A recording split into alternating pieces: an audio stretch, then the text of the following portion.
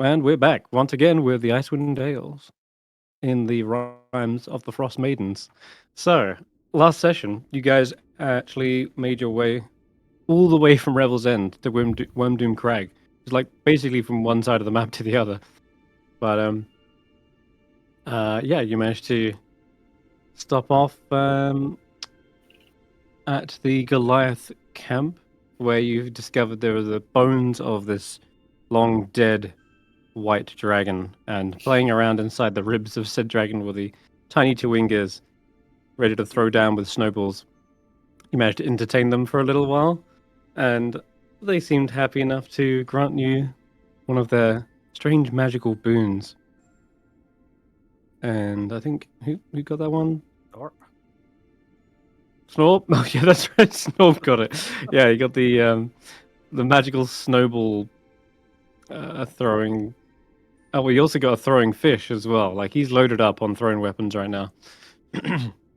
So yes, water fishing too.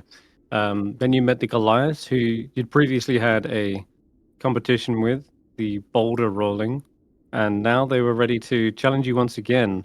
Only this time for the title of honorary members of the Thun Lokalaga. And if you can achieve this, they would allow you to take some of these bones as all members have at least a piece of this, either a tooth or a claw, that kind of thing. But you also know these bones are potentially useful for Danica Greysteel, all the way in Bremen. She said she might be able to perform a ritual using some of these as reagents, perhaps to offer some sort of protection from the cold or environment. But yeah, you managed to smash it at Goat Ball, so that leaves you with 2 more tests. Let's go to the Wormdoom Cavern. The crawl. Okay. The crawl is said to be some sort of coming of age challenge for young Goliaths. They apparently enter through one section of this tunnel and emerge from the other, at least hopefully emerge. Though this doesn't look like just some regular old tunnel. There is, in fact, runes etched into the stonework all over this. And yeah, those who can read Giant can read them. And let me check. Let's have a look at those. There's all kinds for the most part, but ones that definitely stick out would be Uvar, Storm, Live, Life. Law. Yeah, these are the ones. Third, which means journey. Oh. And Uven, which means enemy. Those are the kind of runes you see for the most part. That's giving me PTSD flashbacks to that puzzle. Yeah, I don't want to fuck with that. Thankfully, this is less of a puzzle, and she says it's more about facing one's inner demons. Wait, the death rune is called do. So what if I make it do? Then die twice. Death. Death It's from doo-doo. not DOD. Oh yeah, it's Dodd. All right. Well, she looks like to you and says, "You may have proved yourself athletically, physically, but this test will challenge you in the mind. It is one that all young Goliaths have pushed through." You actually see there are 2 young Goliaths in here, in fact. They seem to be making dolls and putting them into etchings, what are they called? Niches in the wall. Well, Most peculiar. The most intelligent person in the party, I nominate Willow to go first. Oh. What? Why me? Your keen mind and sharp intellect, you make this look easy. I will. Well, if you say so. Sir Lowen will confidently walk over to the wall and headbutt the wall. One of the Goliaths like, you mind? You There are like putting my childhood mind to dolls in use. niches. No, you have to crawl through the entrance. Oh. You don't ram the wall. Where did you pick these ones up? Oh, so Loin, you going in first? Sure. Okay. So as you crawl down the rune-carved tunnel, it starts to get darker and darker, and there should be some light at least filtering through from the crackling fireplace, but it seems as though the darkness completely encompasses you. And before long, it also starts to get incredibly narrow to the point where you feel almost claustrophobic, pressed in from all sides, perhaps even unable to move. And what you feel apparently is like maybe the midway point is when I need you to make a Constitution saving throw to begin with. Characters. I have so many characters in my attributes on.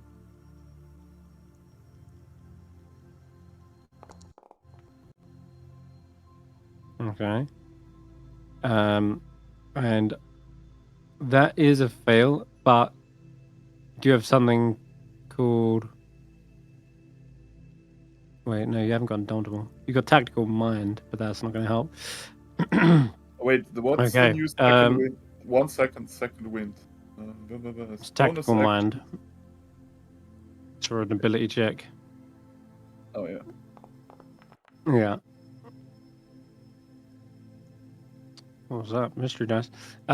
So what happens is, at first, you feel like you're just stuck down here. Probably should have taken off your armor, maybe, you're thinking at this point, but as you're stuck down here in the darkness, you're left to believe nothing is going to help you, nothing's coming for you. Feels like a long time passes, and maybe this was just some trick. But after a while, you're just left with nothing but your own thoughts. And I'm wondering, what is one of Sir Loin's fears, perhaps? What is one of their biggest concerns? Or maybe even insecurities? Betrayal. From... Well, from anybody that's close to them. Right. Okay, I see. In that case, then, in the darkness, you perhaps start to hear voices. You can almost feel their breath, like on the back of your neck, saying things like,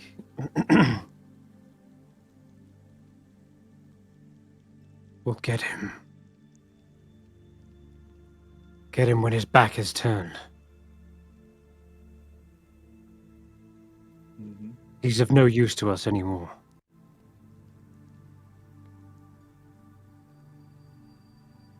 I was hoping He doesn't for even that. believe in the church. And Shut then, up, Kane.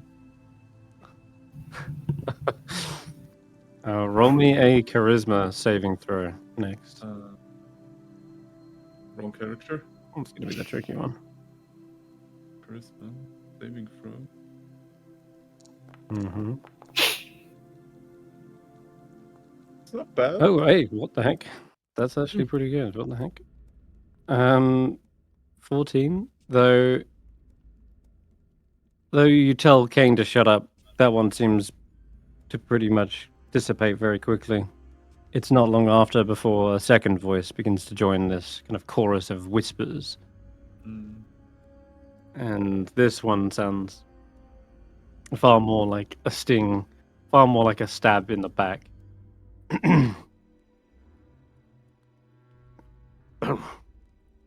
He was never a good squire. Can you believe it? He still can't even ride a mount properly.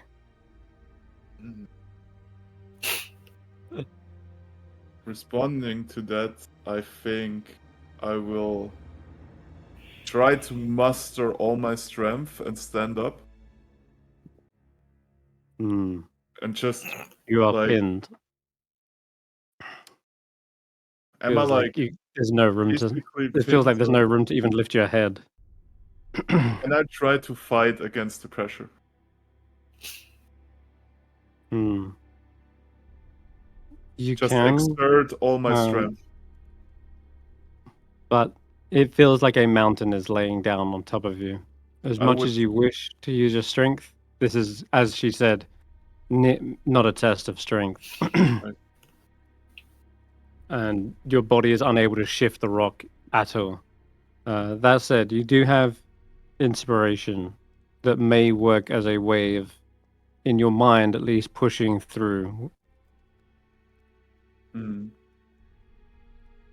And I'll allow you to Let use me it on. think about this situation. Is it like just voices, or is it like something that's manifesting around me? At the moment, is just voices Mm. in the dark, Okay. whilst you're completely like pinned in Mhm. and crushed almost. Feels like a pressure was Yeah. from the rock, but maybe So that's in your mind as well. I think being this agitated, I'm still trying to get into the character. Obviously, quite agitated, and an anger rising up. I think he will do another. You all shut up! And I would like to unleash a spell, so to say, to dissipate my surroundings. Just flames bursting forth from my hands. Green flame blade, It's burning hands. or burning hands. Jeez. Okay. As you burst forward this light, you do I will, see there I are will consume a spell slot. glowing runes. Oh my. Oh, sorry, There I didn't definitely mean are to do flames that. that shoot out from one side of the tunnel. And Ogilvy like, raises an eyebrow and she watches just this kind of fume, like a chimney, just like voof, smoke and of embers.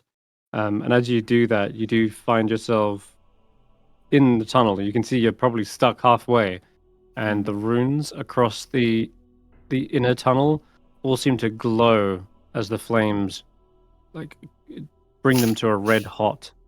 Mhm. And you can feel as though it's their magic that is pushing into your mind right now. And looking around, you see yourself, you're not physically stuck, and yet somehow you feel it. Okay. Well, I will try to push onward then, since I kind of see a path now, I guess, or saw a path for an instant while the flames were Mhm. bursting. As you try to push forward, you feel this pressure, and the rune's going to pulse and push you back. You've got two options. You can either retreat and come back the way you came, as it feels like the pressure is pushing you back that way. Doesn't seem to be any resistance that way. Or you can spend your inspiration and try to reroll Okay, the Constitution save. come on, let's do this. That's better. Okay. Yeah, this time, digging deep in your hearts of hearts, you know this is all just a test, an illusion. And you are able to muster your way forward. And let me check. Okay. Um, that said, as you're getting through the tunnel again, the darkness begins to kind of coalesce once again, getting what feels like some progress.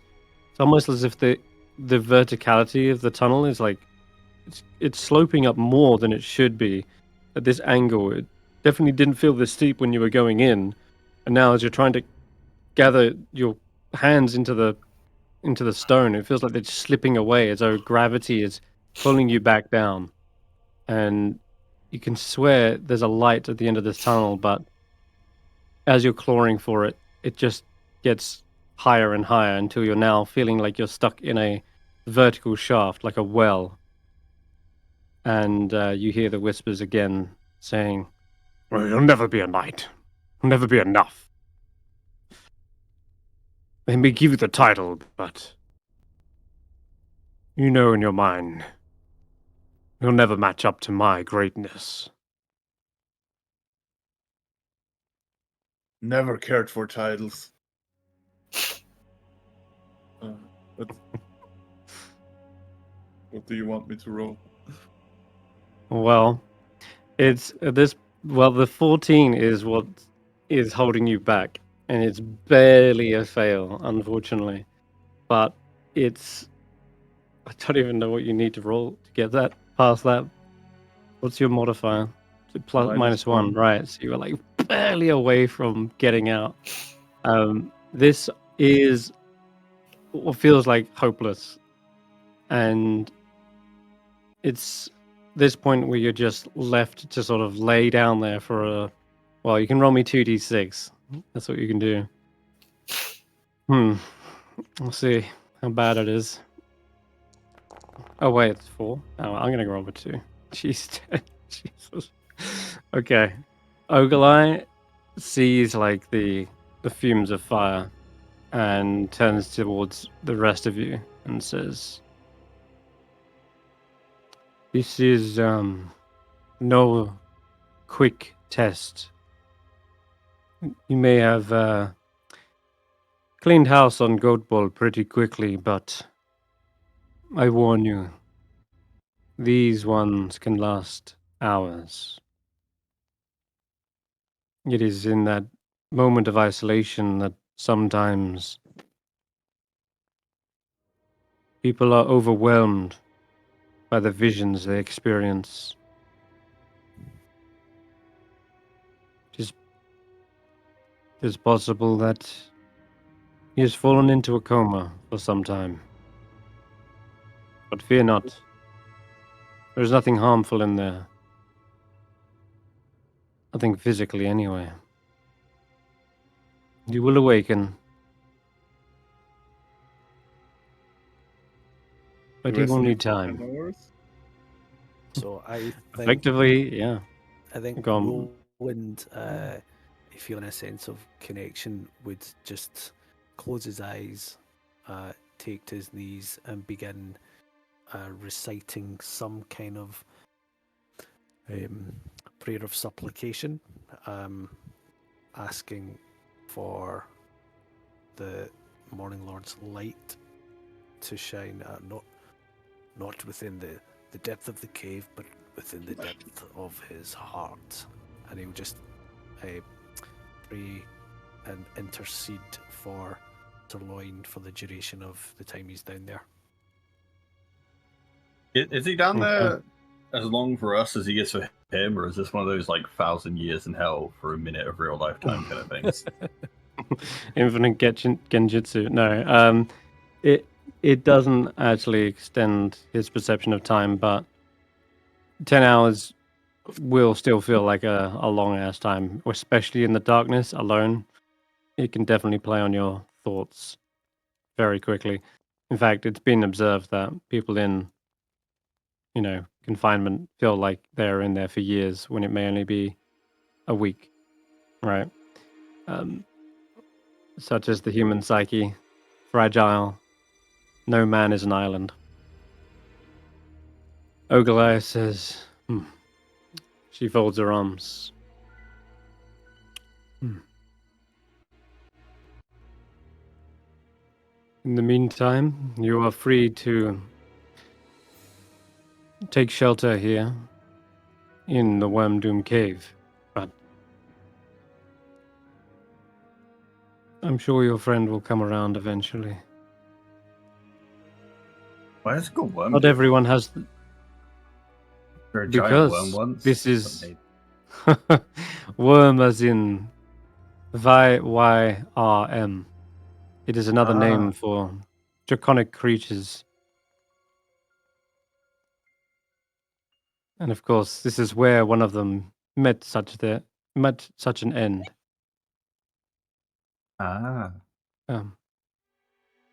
not everyone has the fortitude to make it through the tunnel on the first attempt, but I'm sure he will do better the second time. Now that he knows what he's up against. They have to be one at a time. Can't go in there and help someone. This is one they must face alone. Typical. The first test certainly proved your teamwork. But I need to know that you can each stand individually on your own.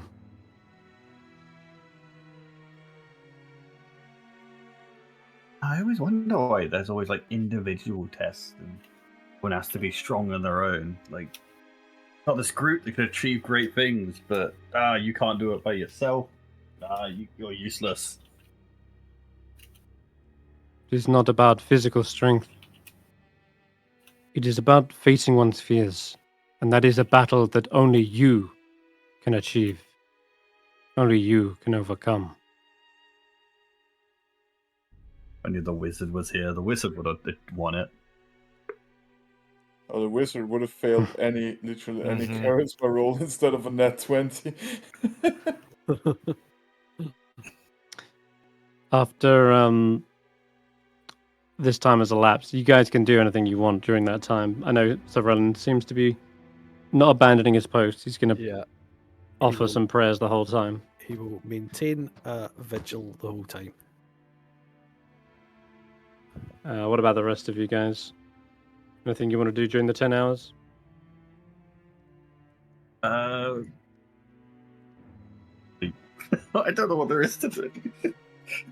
That's all right. You don't have to. I was just asking just in case you did have I want to read my book or something, like. If not, we can literally say that you just bide your time here. There is a blacksmith you could hone your skills at. There is drinking with the Goliaths. They do wrestling from time to time as well. I'd like that. Yeah. Okay, cool. You do see some idle wrestling whilst you're waiting in one of the grand halls. One of the children kind of approaches you, Willow, as well. And they're trying to reach up to one of the higher niches in this cave. And they're trying to place their stitched together doll.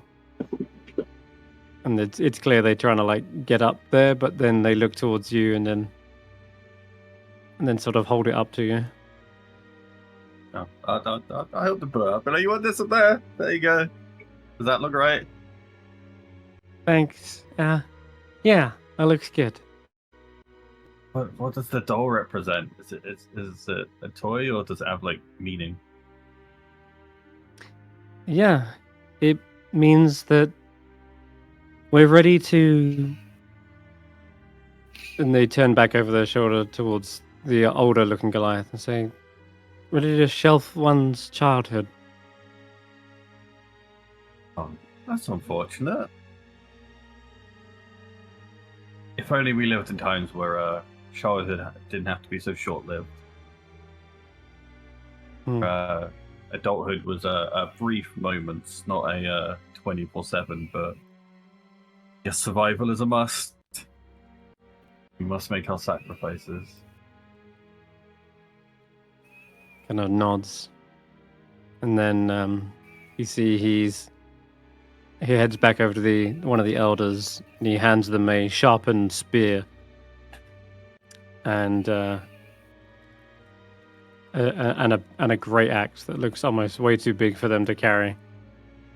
And they're gonna heft it over onto their shoulder. And you see them as they head out. They join what looks to be a hunting party, perhaps looking for game or something. You want to join us, or? they asking me? Sorry, I got distracted. Yeah, they're gonna ask you if you want to The whole join group. on, or the whole group. Yeah, Tracker could join in as well. He's got 10 hours to kill, but yeah, they're just going out to find some food. Never saw myself as much as a hunter. I could be a forager. Sure. I'll join the group. I'll see what's laying around. What looks tasty. All right. Cool. Don't let me pick anything. Yeah. You might come back with a few berries and maybe some dug up roots and herbs. They come back with one fox, and they come back with 2 rabbits as well. They are just being pulled by their ears. They look like they've been shot down with an arrow. And as they sit around the fire, they begin to skin it, prepare it, and devour it. At the end of the 10 hours, so Lauren, you don't feel like you've been unconscious this whole time. You feel like you've just been sat at the bottom of this tunnel, waiting for someone to like toss down a rope at this point. But so Lauren, you've had some time to reflect on everything. And as much as you do tell the voices to shut up, they seem to always keep coming back. Okay. What is it the Saloon does to perhaps get over this mental hump? Can the people What is it? outside hear me when I say something? I will say, yeah, they hear your echoed voice. Give me Only a when you're, second like, to shouting. think about this. Give me a second to think about this. I'm sorry. Well, no worries.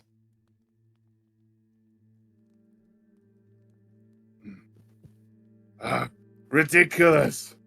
Keep bickering. Your bickering has never stopped me.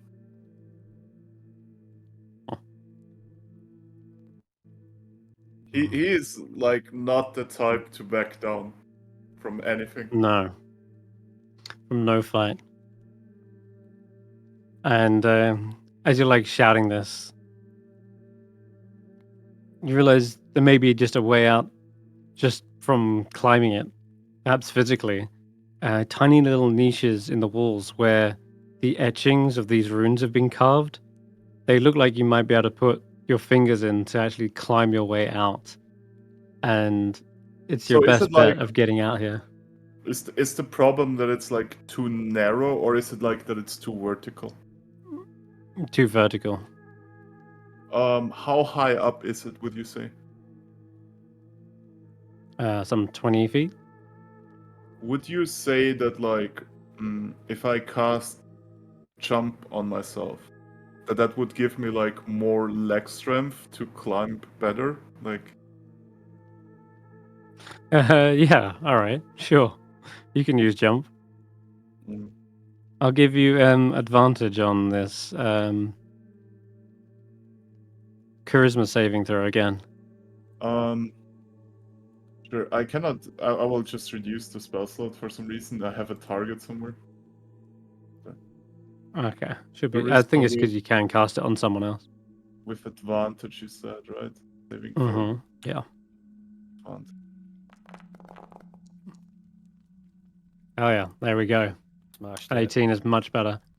And yeah, kind of thinking this is all just bickering. Like you have no time for this nonsense, and you care little what others seem to think of you, what others say about you, and even if it were betrayal that ultimately brings you down to this level, you know that you've always got your own strength to rely on, and well, you've made it alone. You've made it out alone before.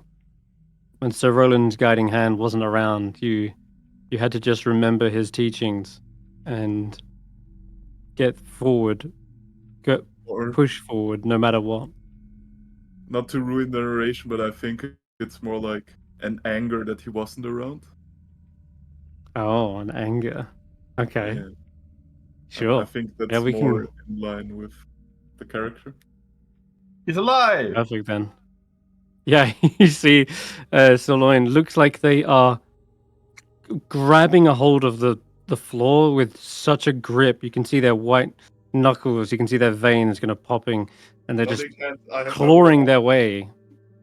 They're clawing their way across the ground, even though it doesn't look like that difficult. Maybe there's a great weight bearing down on them, but in any case, you can see where their armor is like scraped across the floor. And even their horns kind of dug into the stone, but they finally make it to the end. And when you get there, you feel the pressure off your back, and you're able to finally stand like you wanted to earlier. It's almost like a crack in your back. But yeah, That was a lot of time to spend in a hole. I Must be will- hungry. I will confidently walk up to Orc Splitter and exclamate, "Looks like the ball is in our court now," and walk off. very good. Well done. I was worried I'd have to drag you out of there myself, but you didn't give up. I've gone through worse. Your friend certainly believed in you the whole time. And you see Sir Roland has been knelt down. Doesn't look like they've moved. Nodding. Snoring, maybe. Yeah, Definitely The old snoring. bar had fallen asleep again. Started off meditating. Seems so. All right. Who else is ready? As I warned you, this is not for the faint of heart. We faced a lich. That wasn't for the faint of heart. I'll do it. You sound I like don't you're ready. remember doing this before. Rush to crawl in a hole. You go. Sounds like you're ready to Willow, and as you're about to crawl in, another one of your members gets in there first. Orc Splitter just laughs and says, "It looks like you'll have to be quicker than that. Don't think, just do." Tracker crawls in before anyone has a chance. I'm Okay, in yeah, no you can give rush. me. Sorry, True. which one? Con save first. As you reach the midway point. It'll be really funny. No, he looks like that was a 10. I swear, I saw it on the dice. Plus your 6. It's 16? a 10 plus 6, yeah. Yeah. Okay, so unlike the claustrophobia, this time the runes still hot, perhaps, or warm from the burning hands. This time it feels as though they light back up like these brands, and they feel like they're searing your flesh as you're wriggling your way through, and it's like singeing your fur. And you may have resisted the extreme cold, but now it feels like you're being cooked in an oven. Almost feels like there's a volcano in here and Kelvin's gens are ready to erupt. Speaking of, maybe thoughts of Kelvin's Ken begin to flicker in your mind. And voices that start to beckon you to the grave. Voices like your former mentors and tribesmen. Oh no. Our tribe is wiped out. You're adrift. You need to return. Lay yourself to rest. Our time is at an end. Do not dwindle in this fake afterlife any longer.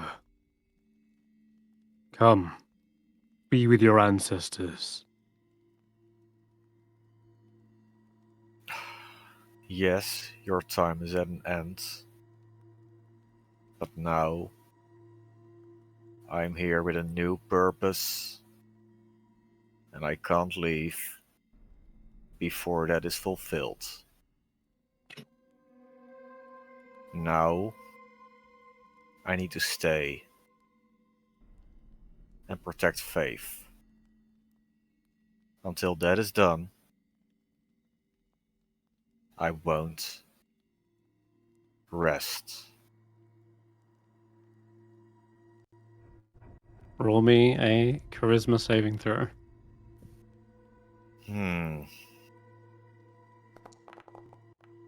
Nope. Hmm. And of course, you have definitely got a renewed sense of purpose. This afterlife does have its meaning. What other fears, however, might creep into the back of Tracker's mind?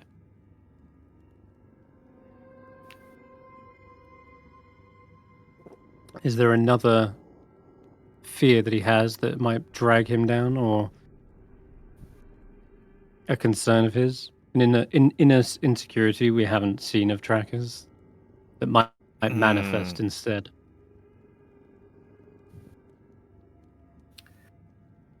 It might be her.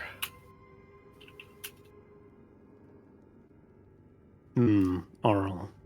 No. Well, in a Oh. way. I'm gonna message you.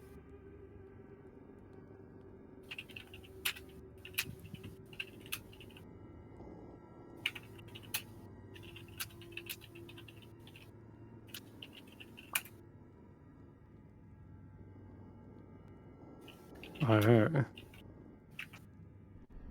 Okay. So,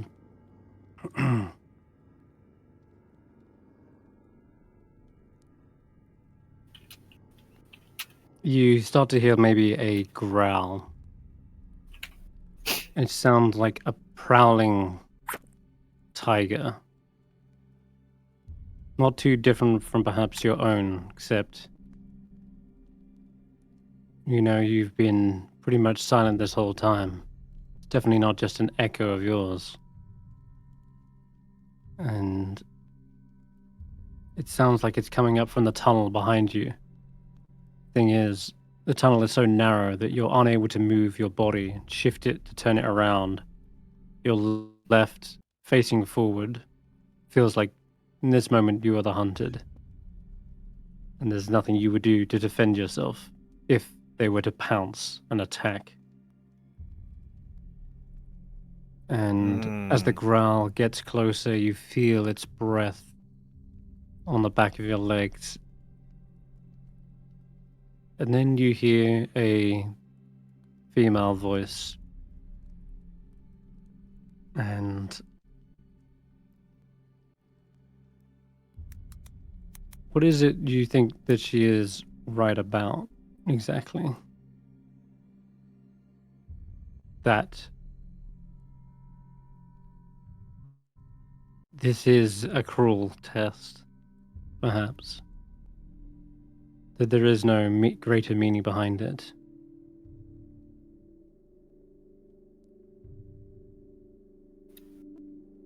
You're trying to trying to restore balance? This was never about balance. This is simply the strong out surviving the weak. And you're joining them? You're joining these rabbits, the wolves. They will hunt you down. Sometimes the strong won't survive without the flesh of the weak to nourish on. If there is no weak left, there is nothing for us to hunt.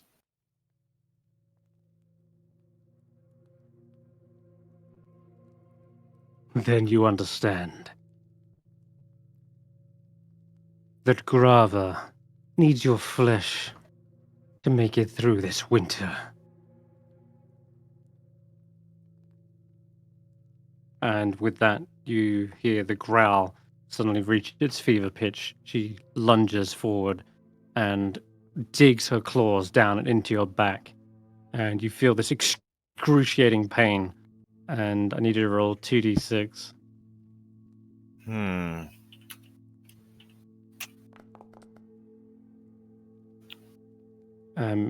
In this moment, you feel as though it is unbearable pain, and feels like you're being basically battered to an inch within your life, unconscious, and then you feel the massive saber-tooth teeth dig into your leg and begin dragging you back down through the tunnel. And you two have a choice. You can actually head out back the way you came, or try to push on through this. But it's up to you. If you want to re-roll that with your inspiration, otherwise you'll be unconscious and dragged back to Grava's lair for 4 hours.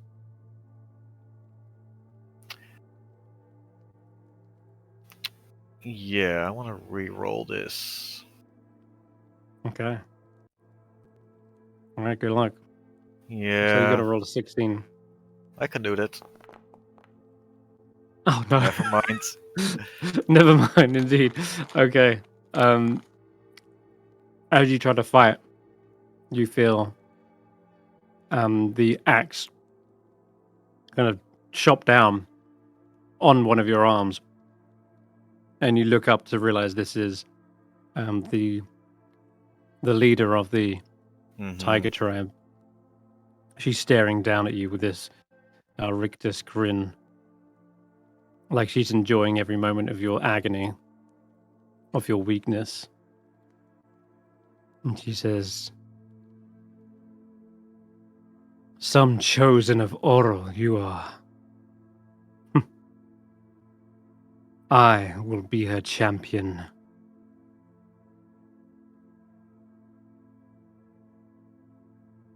The rest will follow me.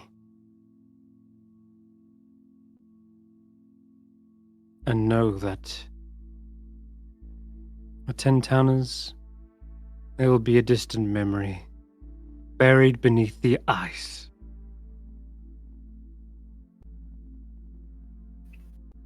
This land was never meant for them. And it was never meant for you.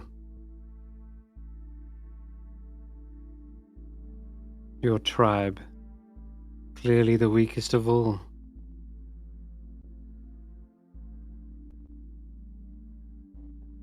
Can I fight her? You feel as though your body is torn asunder, raked by the claws of Grava, and as you try to reach for your trident, your hand is still bleeding out. I can fight without my tridents. No fight. Maybe that's what you do for the 4 hours in your mind. You're basically fighting tooth and nail at the edge of death, trying to push back and resist this. And so a 4-hour long grueling fight where you're basically pushed to the moment of exhaustion.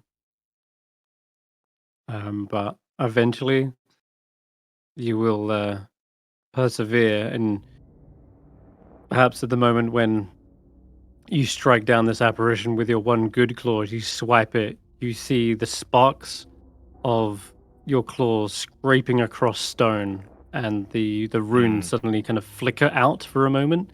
And it's at that moment you kind of wake back up into consciousness as the magic seems to falter. And the sparks illuminate the cave just for a split second to show you two are perhaps about halfway through the tunnel.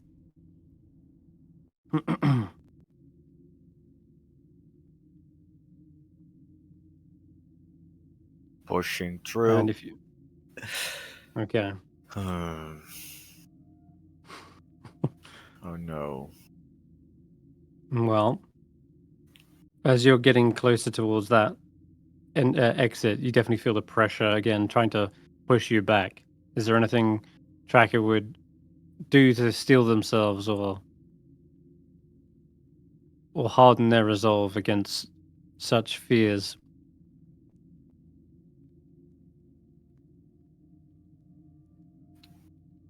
How do they cope with the fact that it's a very real possibility that, these tribe prevail and 10 towners are just left to starve on their own? They always seem to be bickering amongst one another.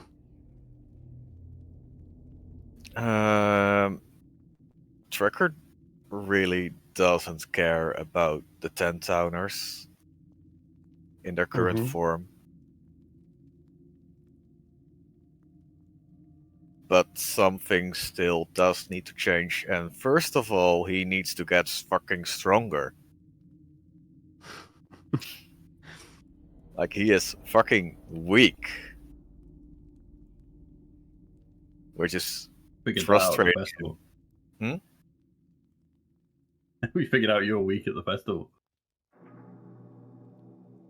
Yeah, those fucking gits. Well, they nearly, they nearly had him in the first round, but it does appear as though numbers do outshine the individual eventually. Maybe that is another kind of insecurity of Trackers. It seems as though, from the outside, he's possibly one of the strongest, most resilient there is, and yet, in his mind, he thinks he's weak, and that's what's holding him back. And so, only getting stronger to just break through that ceiling of what is even physically possible. Yeah, that's the only way you feel as though you're going to accomplish your goals. Okay, Roland, another charisma save with advantage.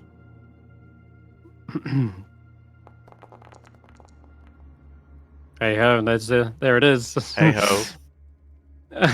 Make it. Clawing your way out of the darkness, you feel as though those wounds close back up, and when you see Tracker, it looks as though one of his arms has gone limp, and he's not even using it. He's just like clawing his entire body weight forward with just one arm. And his other legs, they've given out as well. In your mind, they're like rendered and chewed up. But yeah, they look perfectly fine to everyone else. But he's just pulled his entire body weight up a slope with one arm, which is incredibly difficult to do. But yeah, you can see his bulging tricep grabs onto the edge and claws his way out. And as soon as you get out, you feeling come back to your other extremities. Just leaves the room.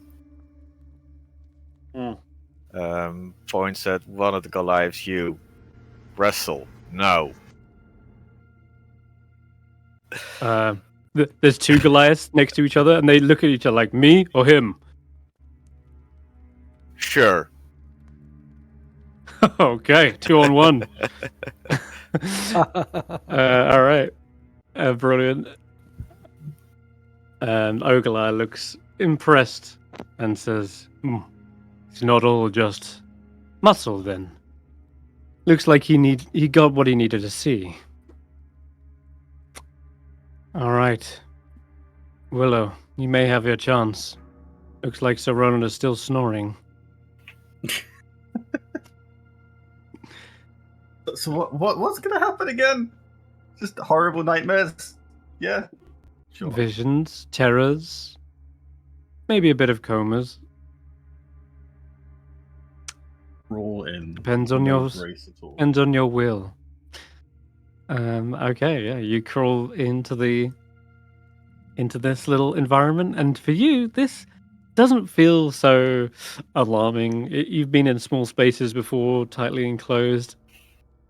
The claustrophobia doesn't really set in at all, so you're used to kind of clawing down into tiny holes. Now there is a moment where halfway you do see the runes begin to glow, and you can give me your Constitution saving throw as well.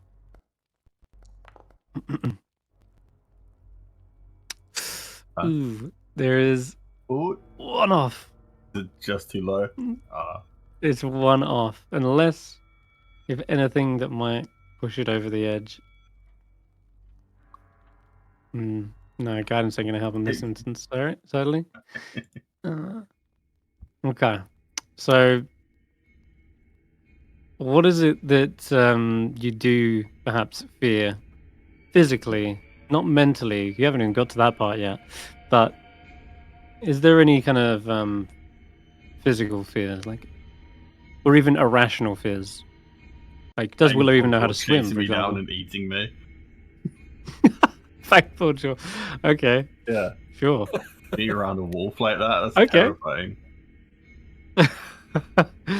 um, as you're like scurrying down into this hole, you hear suddenly a shunt up against the hole, as if a great mass poof, plunges its snout into the opening, and you hear the growl. It says, "Come out, come out, wherever finding you him. are." I'd rather stay hidden. I'm so hungry. The cold is. It's frozen every other bit of food around here, but your flesh is still warm. I can make you food. Leave me alone. There's something about you, though. Something about you, Willow, that scent. Ever since I first laid my nostrils on you, can smell prey. Fucking knew it. It suddenly pulls out from this side of the tunnel and then emerges from the front, and you see the flashing jaws of teeth trying to snap towards your face. And this opening is perhaps slightly bigger, and you see it beginning to muscle its way in, using its sort of mighty paws to dig away dirt. It suddenly feels like you're in a earthy tunnel, and you can even see like little roots of bushes kind of coming down from the ceiling. Found you! Such a tasty morsel. And Willow, yeah, you are either forced to push back the way you came, or, well, I don't know, you haven't got anything else you can do to reroll this, so you see the beast beginning to bury their way in from this side of the tunnel. What would Roland say? What are you doing this? Roland?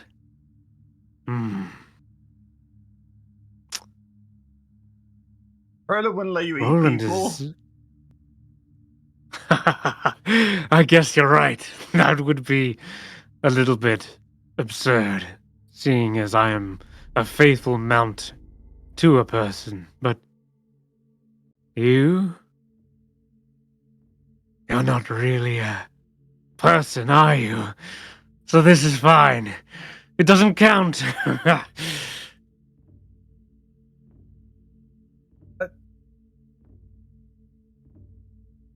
I'll have to fight back. I'll have to hurt you. With what? With what little paws? That's adorable.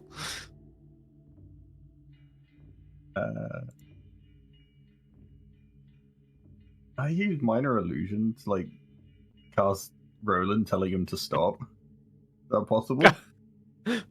Yeah, you could actually. You can even make a sound as well, and you can make yeah, Roland's the sound voice. of Roland's voice telling him to stop. Oh. Okay, yeah, sure. There is a moment of pause where White Fang Paw Jaw is like, "Wait, what?" And I'll tell you what. What's your DC for this thing? It's your 12. Yeah, it's DC 12. All right, I'll roll a wisdom check to see if. Oh no! Actually, it's intelligence. It's intelligence to see through an illusion. Investigation. Here we go. Yeah. No way! They, in your minds, they believe this is to be Roland's voice, because this is all happening in your mind. So you spoiled the chase, Roland. Curses. They are bound by Roland's word. It is his order. It is law. and you see White Fang Porjaw retreat. And for a moment, it goes silent. I'll let you re-roll your Constitution saving throw. Now with advantage as well, because I'm gonna say that you advantage. this is effectively yeah. There we go. Nice. Yeah. You're able to push on without the fear of a giant wolf tearing you from limb. Now, as you get just over the halfway point, what is there in the back of Willow's mind that is there one fear, the one thing that would strip them from all positivity and hope? Is there something, or are they so overwhelmingly positive that they believe there is no? I think it's the idea of running out of time. Like, there's no concept of is there a lot of time? Is there a little time? Like, you have to do something now, and like, there's only one thing I've heard about. Looks like I need to follow, which I found. But like, what if I only have another week? What if I only have a year? I have no concept. Right. There is a lot of things that appear to be on a clock, in fact. And it starts with, as you're crawling through, thinking to yourselves, like, why are we even here? Are we wasting time? Is this the best use of our time? Befriending these Goliaths? Maybe they're allies, but there is a big force to face at the end of this, and you almost get visions of the Duragar dragging huge chunks of Shardlin from the tundra on wagons. They're hauling this stuff by the tonnage, and you see them dragging it towards Sunblight. You hear the sounds of anvils and forges lighting up. The hammering echoes from that place. Whatever they're using it for, it is only a matter of time. Each swing of a hammer sounds like a second being smelted away. And as you get to another crawl space, you can start to see the end of the tunnel, but then you realize there's another issue on time. There's, even if defeating those means buying you some time, there's still this endless winter. People starving to death, famine, turning on one another, the freezing cold. They're going to run out of wood, and you start to see the trees one by one falling down. And with each swing of an axe, it chops away another moment in time until, flash forward, you see just a completely deforested lonely wood, nothing but stumps for miles. And you're just sat there on one singular stump, looking at your own hands and watching one by one each digit beginning to sort of shrink away until there's perhaps left only like 3 on each hand, each finger disappearing like a week or a day in time. And I need you to roll me that charisma saving throw, because you're not even sure how long this will last. 13. That's not enough. There's so many timers right now. Maybe Oral's patience gives way. Maybe Roland just kicks the bucket.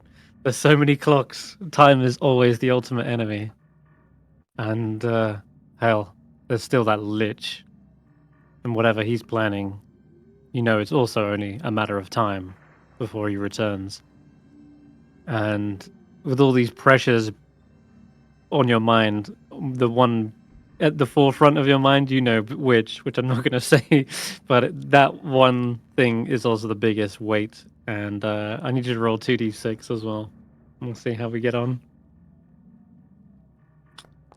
People are going to be stuck down there for a while, it looks like. Oh no, 3 hours is actually the least.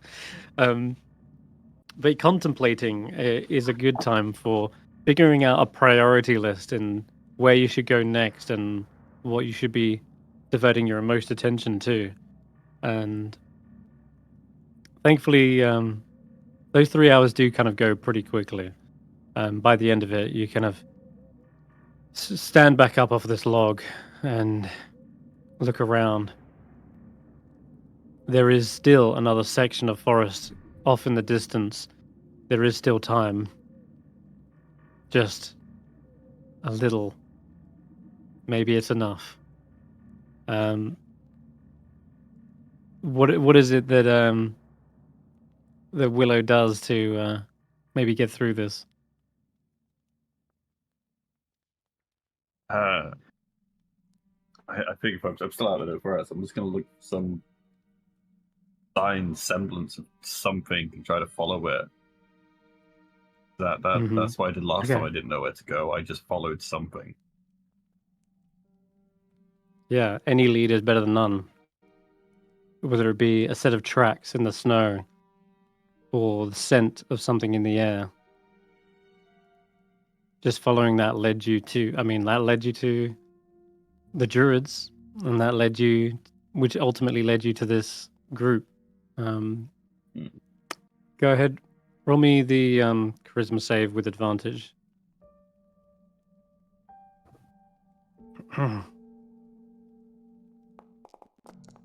You just realized you got to roll pretty high, haven't you? Oh, well, there you go. Nice. It seems like everyone has had that moment of contemplation, but has always prevailed in the end. And finally, when you see Willow emerge from the tunnel, you see his form's kind of like hunched up.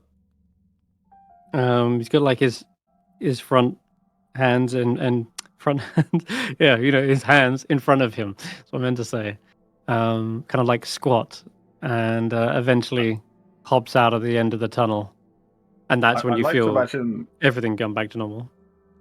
I like to imagine there's an expression on my face of just a man who's just emotionally exhausted, but like I don't look like I've been emotionally exhausted before, which is, pretty normal thing for people to go through, but I seem to just seem so new to this, and I just kind of walk out of the room just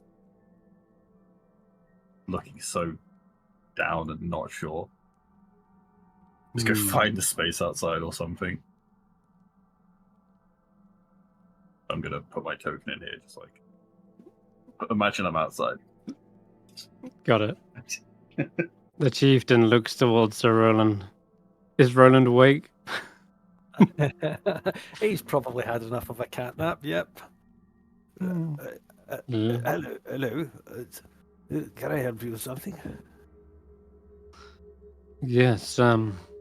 All your allies have managed to pass the test, albeit it has clearly left an impression on them. You are the only one left.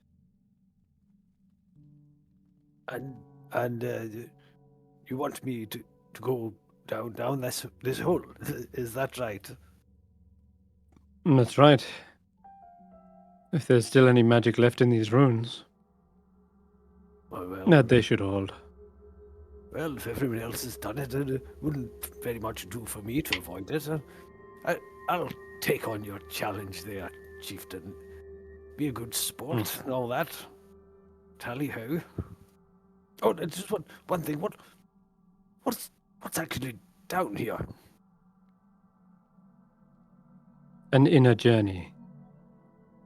A journey in the hole. Yes, I understand that, but look, it doesn't matter.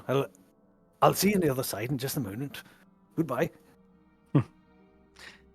And with that, you see perhaps brightest of all the runes, the journey runs do light up. It's very as dark Roland down submerges. here. I can't see a bloody thing.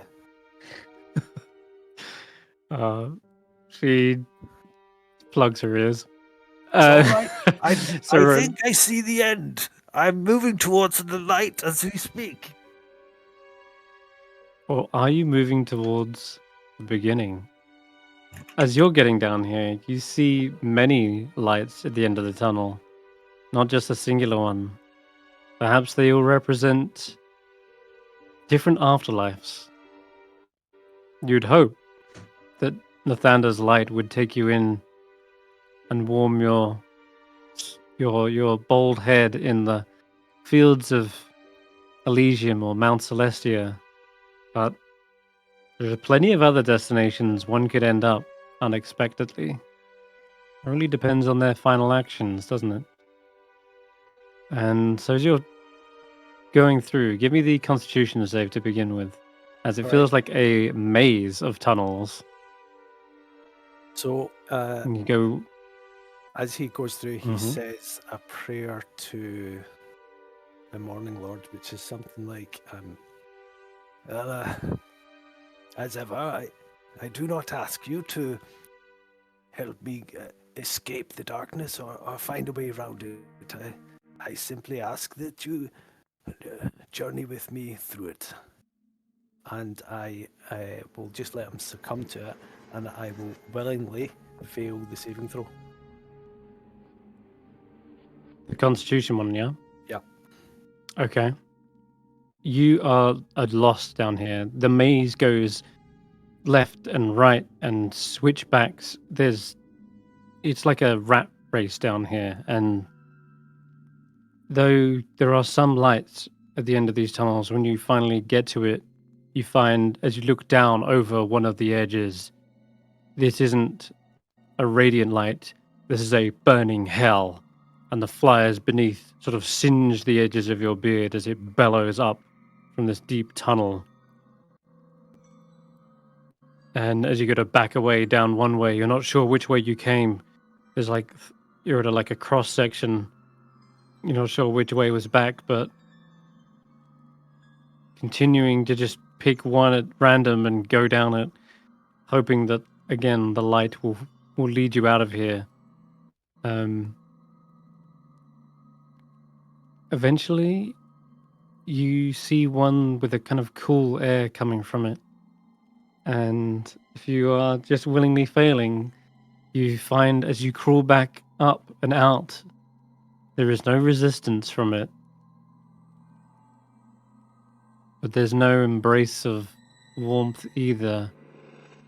You emerge back out into a cold and hard world.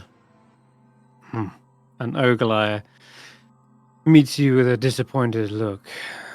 You gave up that easy. And you look around, you realize you've come back out the exact same way you went in. Well, it's not so much about giving up, is it? It's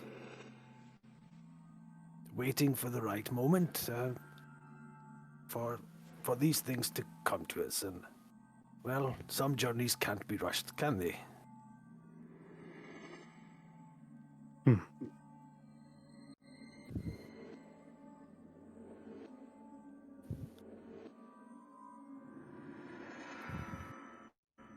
Sometimes journeys are lengthy and arduous. They cannot be rushed, it is true. But this was simply one step in your journey, a test of many. And if you can't take the next step, then you are left with only one direction, and that is to go back. And he kind of looks at her for a while and says, I think I may have misunderstood the purpose of your test, and it's actually very wise, isn't it, what you say? And I think I would have another go if you would permit me. Of course. The test is ready whenever you are. Tally ho! And he just throws himself in. She kind of left, sort of scratching her head for a moment. Wise words yourself, as our voice kind of trails off as you get back down into the earth. It muffles it. Still very dark, though. You can do with some lights down here. As you say that, you do see the lights of the runes kind of shimmering on, and your rusty armor does little to reflect them and make it brighter. But yeah, you can give me another Constitution saving throw. as the forks in the tunnel begin to split once again. You're lost. Oof. Yeah, you really are lost down here. It is a maze. To figure out your way forward, maybe you're not fussed about where you end up. Perhaps you're For the only rest of the caring about session. your only true self. Yeah, I know you might be down here for a while. 2 hours of Roland in a maze. Oh god, Welcome to his 2 life. hours, Jesus. Well, we've not had someone get stuck this hard before. But tell you what, then. Yeah, roll me 2d6. We'll see where we get. 8 hours. 8 hours lost in the absolute labyrinth that is this tunnel. Maybe stopping off for a quick snooze in one of the dead ends once or twice. Emerges fully refreshed. So I think along the way, he is not unmindful of the fact that he gets confused, that he loses his way in conversations as well as his way in his own home, or that he does become easily lost.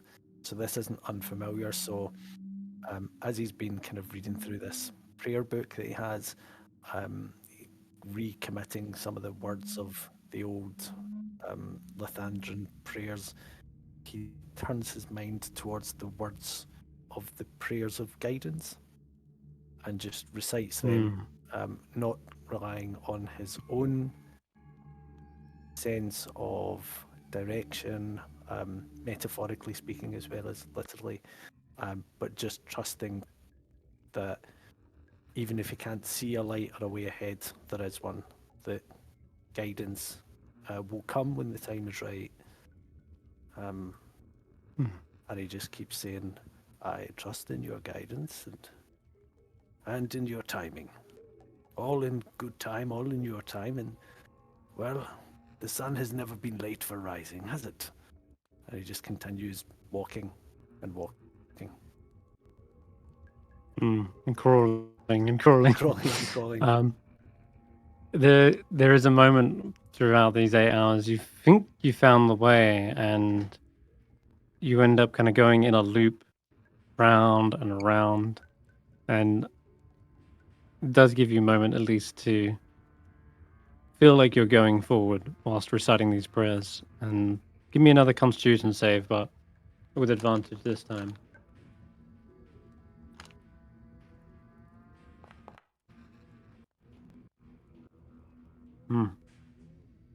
Yeah.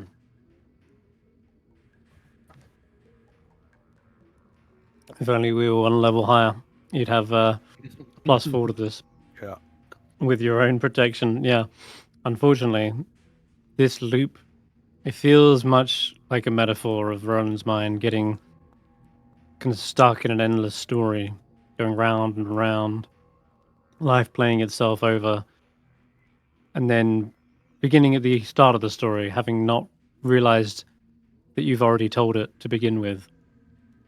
And so this is a journey that you repeat ad nauseum, never realizing that there is supposed to be an end point. There's supposed to be a disconnect from it, a time when you can pull yourself away and have peace, but it's kind of almost tumultuous reliving it. One of the darker stories, perhaps,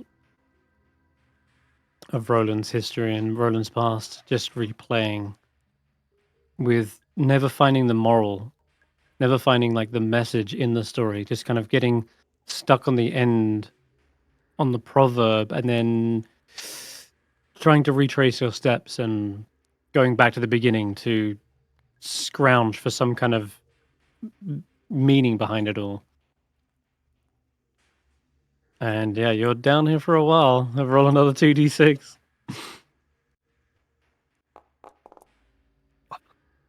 Another 8 hours. 8. 8, the symbol of infinity, going around in a loop and a loop.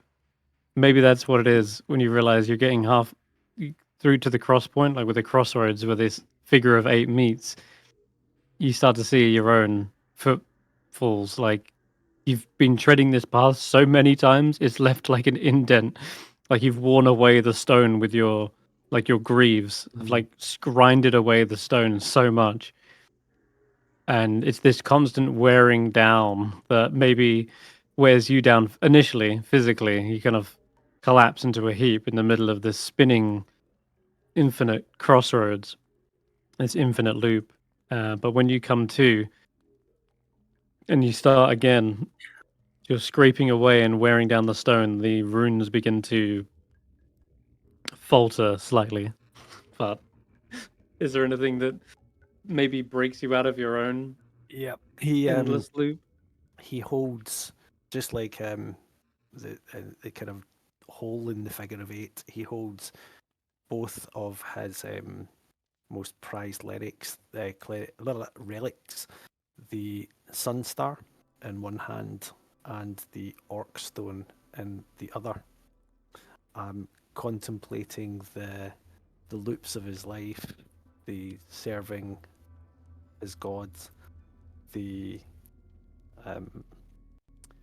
connection he made with the Orc tribe, his desire to see them restored as a people, his fear of the church's downfall and pollution, and that in both of these relics he sees that it's always been Lathander who has led him that next step again and again, even when it took him to his own near death, when it took him away from his cherished church. All these things, that these two objects somehow encapsulate both chapters of his life, and that this string that's held both together, the loop that's held the two things together, has been once again the god, and that it's not his devotion to Lathander that keeps him going, but Lathander's devotion to him. Beautiful. Roll again with advantage. Get you out of here yet.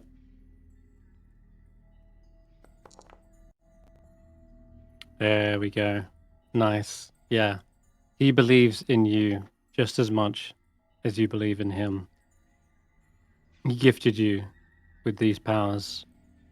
You're a trusted paladin of his for a reason.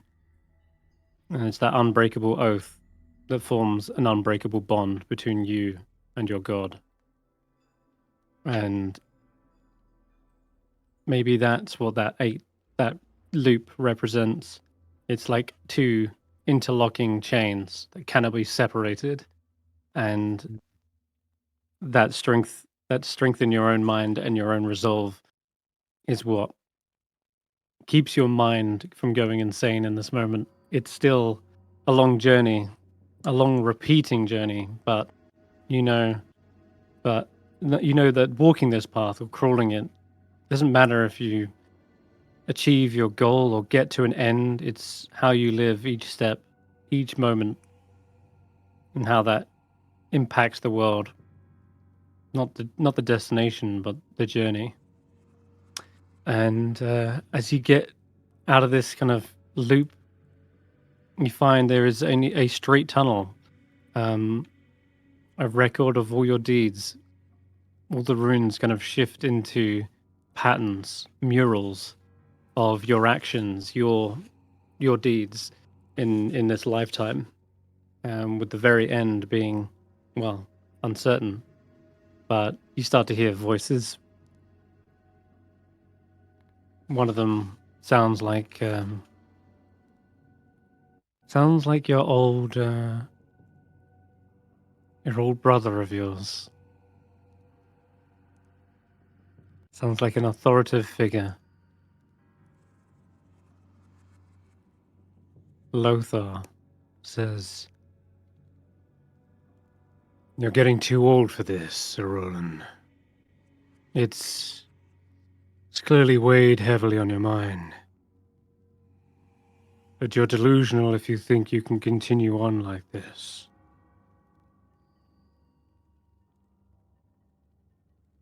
Aren't you ever gonna hang that saddle up? Retire?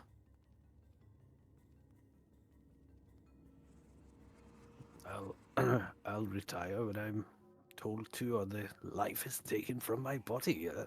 Not a moment sooner. Haven't you done enough for your god? Well, I mean, just the thing. what have they done in return? For you? I think I've done too much. In the name of the church, certainly, and I can't stop until I've undone some of that, can I?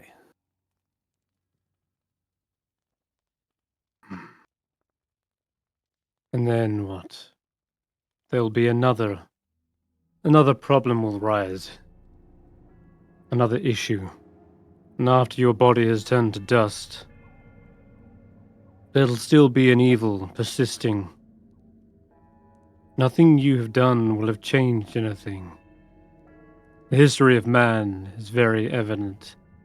It repeats itself, an endless cycle of hate and war. What's the point of it all? And what's the point of fighting it? Not going to change anyone.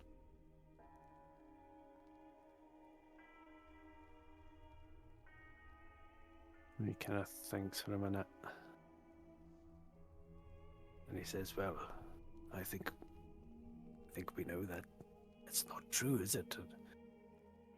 We know that the worst and most awful of people can truly change because, well, look at me.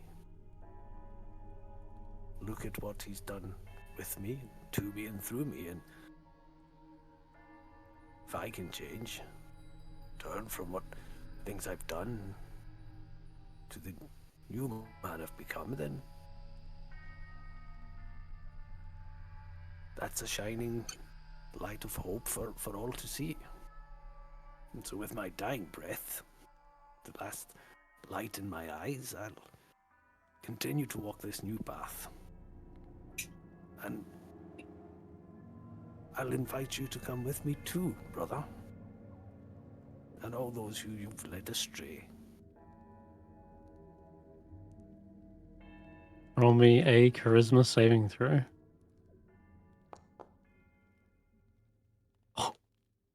How can Roland fail this? This is like his forte. It's the one I most had my money on winning. There is a moment of pause. Give him advantage. Not on his first roll, unless of course he has. No, he doesn't have inspiration. But in this first moment, he seems as though your brother is almost entirely unconvinced, and says,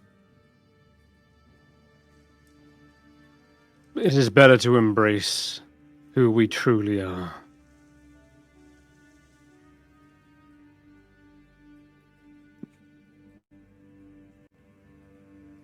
And I know that means this world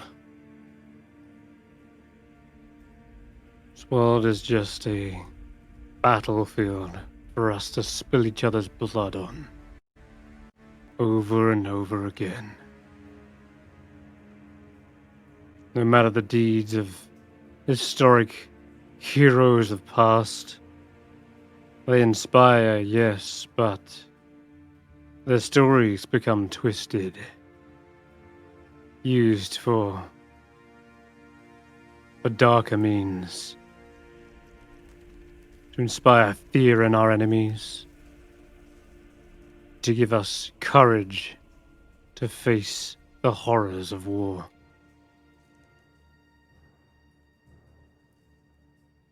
And those who prevail, those who are left with the blood of their brothers on their hands, they are left not with victory in their hearts.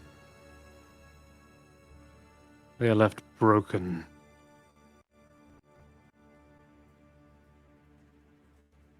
They're left paralyzed by their own inner demons Their voices are not heard. They're shunned. And so the cycle begins again. They can't tell you the true nature of man. You have to experience it yourself out there. It's only then you realize what horrors we are truly capable of. And no amount of light or faith changes that. Where is God's divine intervention? At what point is enough enough? Will he smite us down for the sins we've committed? No. Because he knows we'll just try to fight back. That's all we know. We are the true monsters. And these armors, these medals, they're just a veil. They're just a facade, dressing us up so we can play soldiers, play heroes, whilst we sow and reap more death and destruction. And roll me another 2d6 hours worth of absolute ranting and monologuing from your brother. 9 hours he goes on like this. I'm not going to do that, but he just fucking goes for it. The absolute misery is enough to drag any mind down into the dumps. And it certainly does strip you of some faith, perhaps not in your own God, but some faith in him. Because he really does seem set in his ways. Feels like there's no change for him whatsoever. And that in a way kind of breaks your heart as well, because you want to be the shining example. You want to be leaving a path forward for the others to follow, and it seems he lacks even the will to want to follow it or even try. Where does it go? Where do we go from here, Sir Roland? So Roland says, I think you want to believe that, but you've spoken so bloody long, I'm wondering who you're really trying to convince here, brother. And I cast Zone of Truth. Oh, fantastic. And I say... Yeah. He pauses, like he stops him mid-sentence as soon as you cast that. I'm really not sure where you lost your way and the moment the light dimmed, but can you truly say that it's been snuffed out and gone forever? Can you truly say that it's, even if it's gone from your heart, that it's gone from this world? You look at me, you see these changes, and you know there must be hope, but you choose not to see it. So I ask you, do you really believe in your heart everything you say now? Or are you just trying to convince yourself to excuse all the things you've done, to make it okay? You're bloody lying to me, but mostly to you.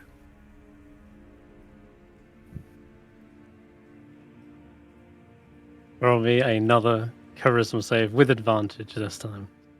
Surely this is enough. Seriously? Oh, okay. Thank God the mods come in. Right. Yeah, that's good. So, yeah, thank God for being a paladin, being absolute true to yourself, and being an example that he needs to wake up and snap out of his own delusion. And you realize it's not your delusion, it's everyone else. It's not me that's mad, it's everyone else. And maybe that's the real moral of the story, Roland, is though people seem to think you're senile and confused and insane, really they should be looking at themselves. Because every action you've done nothing you've done has been contradictory. You've been nothing but true the whole time. And That's the shining example, not the senile, not the age. The wisdom of fools. Yes, the wisdom of fools. And I think at this point everyone's gone to bed. I mean, it's been nearly 2 days. Just went to bed 4 times. You did. They left you in there. But when you come back out, you see that there is maybe a tray of food left out for you on a side table. And Faith is around. She saw you through to the end as well. She says, "So Roland, oh, thank goodness! I thought you was gonna starve down there. It's been 16 hours, I think.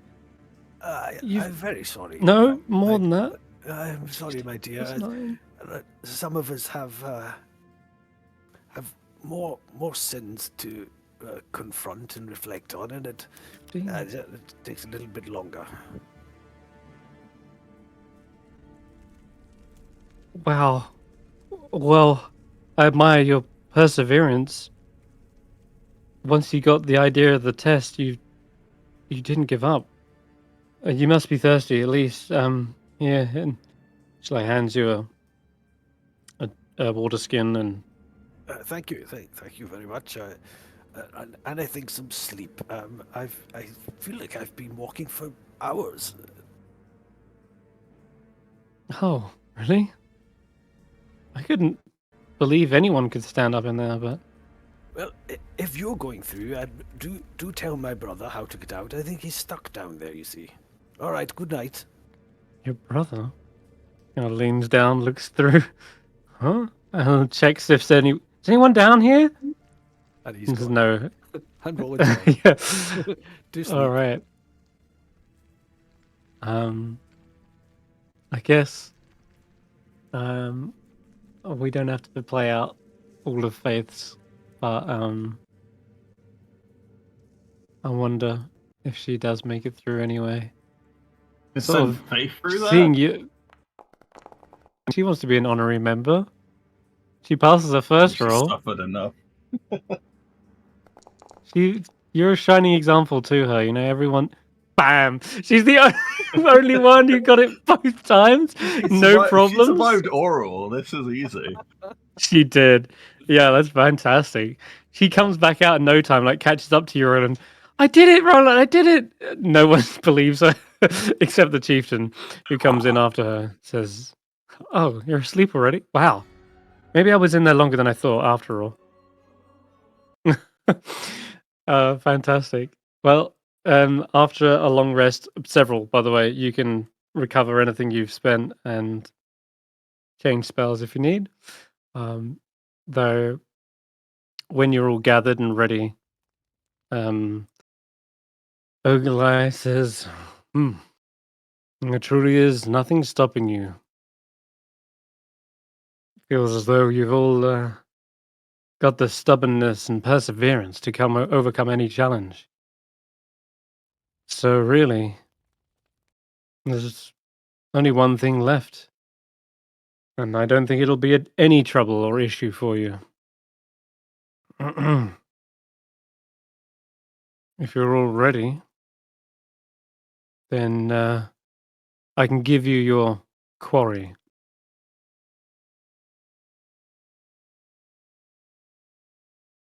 Quarry? What? Yes, for the hunt.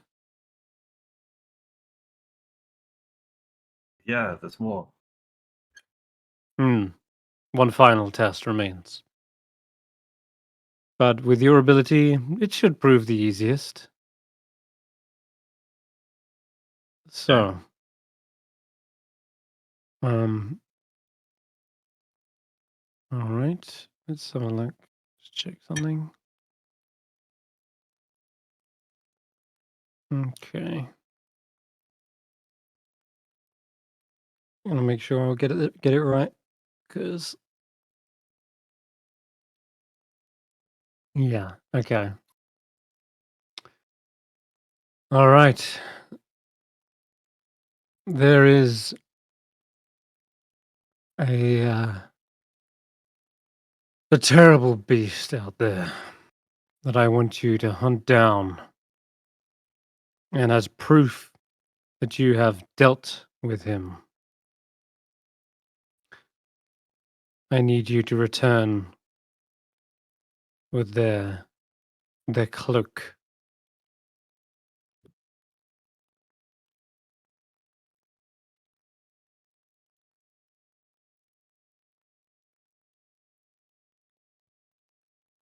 Fall asleep. Sorry. Wake up. Hey, Roland. Tracker, Lloyd. What Tracker is asleep? Tracker is Wrestling. Yeah, you probably. Everyone else is sleeping because they're Wrestling? exhausted from So, for like 10 days. I was sorting my spells there.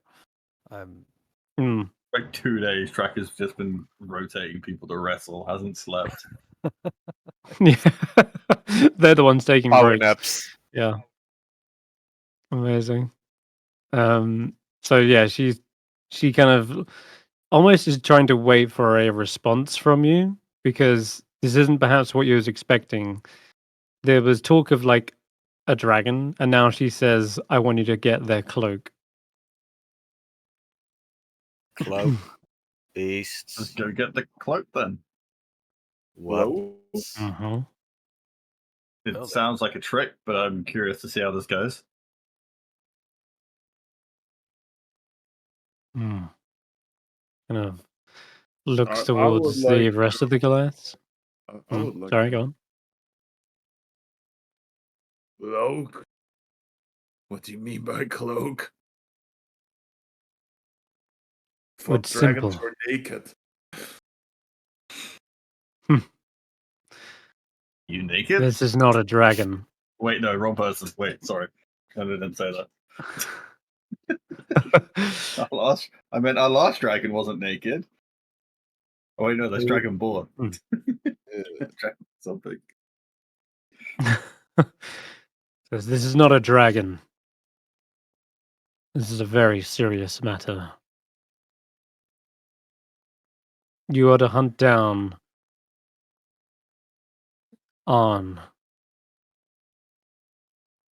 What the fuck's an of the Akhenathi tribe. Oh, we're hunting down over tribes.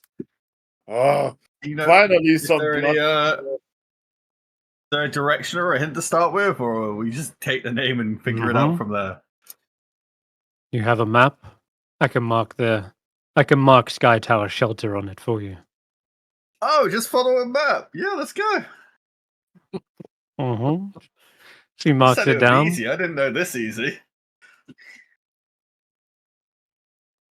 He wears a Yeti fur cloak draped over his shoulders. Is it Bring made it to of me red as Yeti proof fur? of his. No. Oh. Bring it to me as proof of his demise. Absolutely.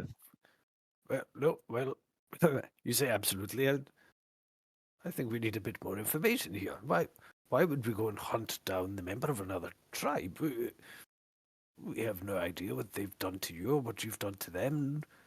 What's the meaning of all this? Why are you sending us to go and kill another tribe member? That's not what they're saying. Yes, I am. Oh, You no, can you kill are. on Rockfist to get his cloak. He's the chieftain of Sky Tower Shelter.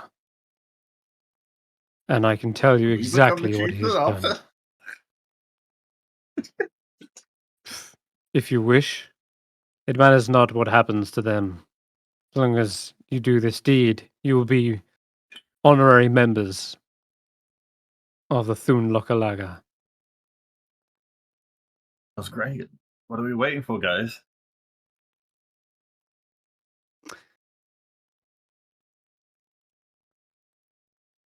I think Sir Roland's. Hint, ask the questions that Willow might not think of. As to like how many people are in the tribe. Because Willow's not going to ask that, and I'm really hoping you guys will. Okay, we get that. Why do you want them dead? What is your beef with them? They, a long time ago,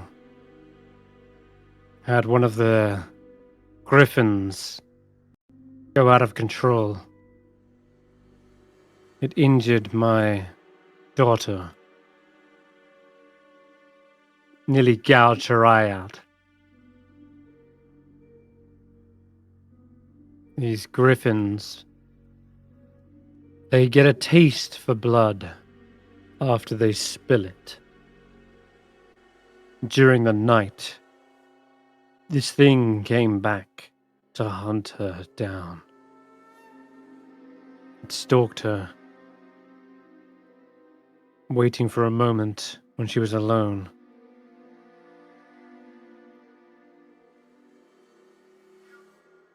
Either they sent it to her deliberately, or these griffins are too dangerous to be kept as pets.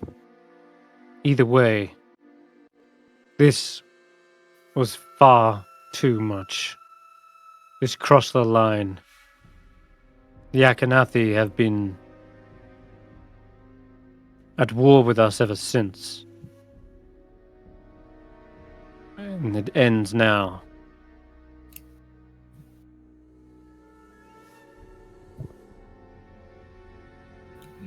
I like it.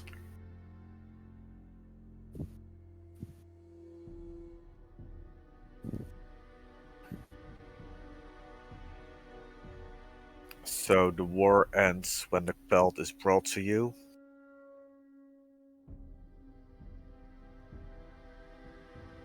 She raises an eyebrow.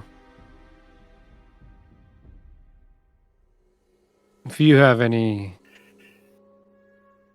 idea of trying to deceive me by just bringing the cloak, I will know if Arn Rockfist is still alive. But he is never seen without that Yeti fur cloak.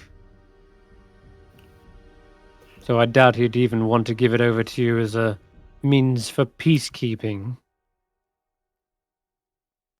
But if you want to make it even more challenging, shall I request his head?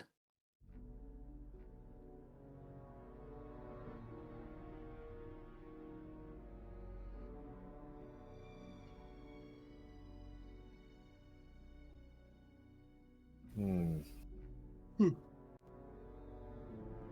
During your little test that we had to endure, I was made to face some of the darkest, most hideous moments, my worst actions in my entire life. And it came about precisely from an order given to me to do something very similar to what you're requesting of us now. And I vowed never to do such a thing again unless I understand that there's a good reason that blood must be spilled. You do not have my sword arm on this task until I understand and have a good reason why. It's plain and simple. The Akhenathi and their griffins are the aggressor. They harmed my daughter and then came back to finish the job.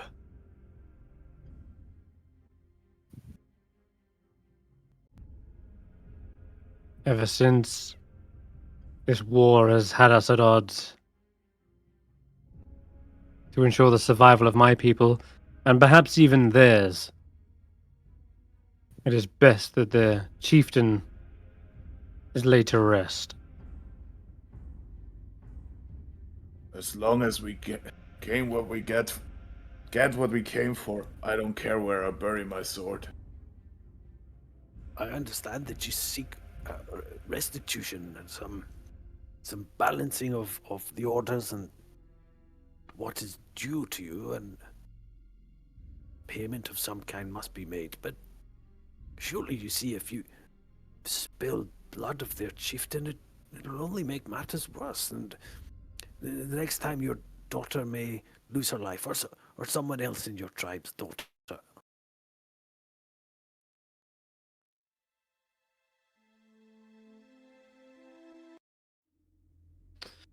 She looks a little confused, but she says, "This is how I have seen no way forward. I have issued the hunt. All there is left is to follow it. Unless, of course, you wish to abandon this test altogether. You've already come so far. This is just one final step. Achieve this, and you will be honorary members. You will have the bones as promised. But that is my final word on the matter." And she begins to walk off. "I expect you'll return in perhaps 2 days." And she heads off to one of her caves. Well, let's go. The other chief, yeah. The other Goliath can mark it on your map if you want. Outline exactly where to go.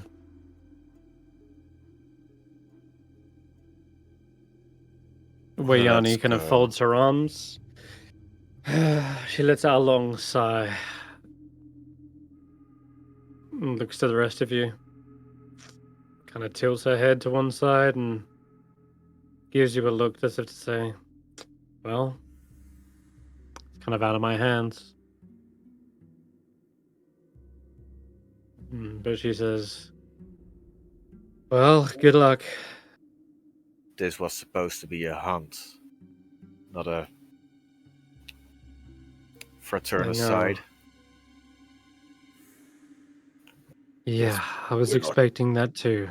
We're not executioners. She shakes her head. I don't know what I can say to her, but maybe you can say something to them. Yes, if another way can be found, we'll find it. Never known you to be so fond of savages. What does it matter? For what it's worth, Loin. These people are more civilized than those tame folk. The what folk? Tame. Oh, It's another word for 10 towners.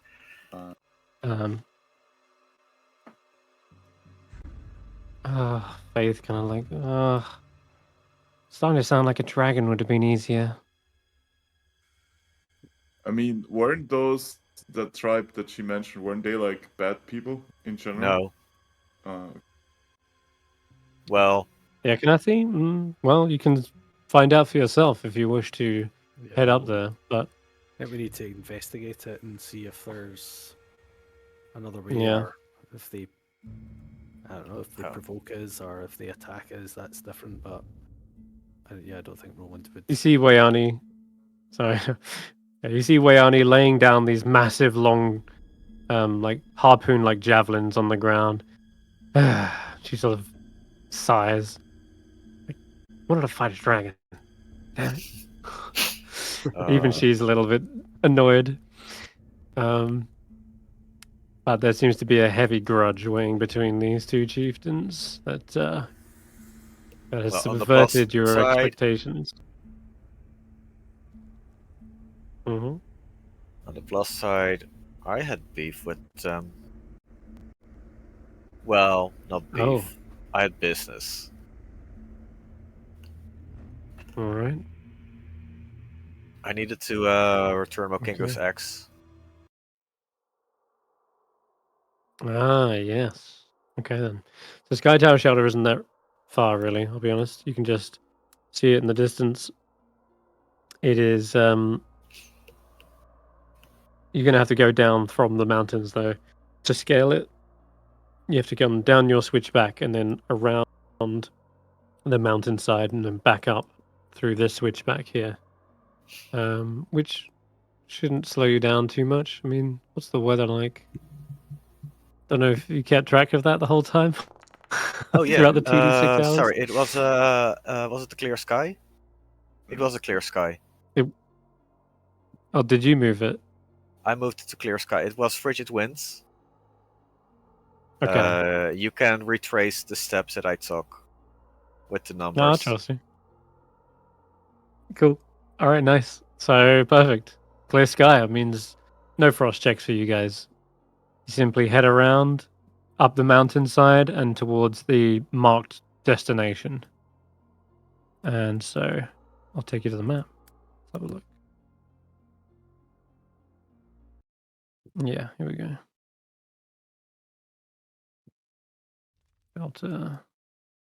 Man, it's been a while. I've been here. Okay. Let's drag you guys out. Mm-mm.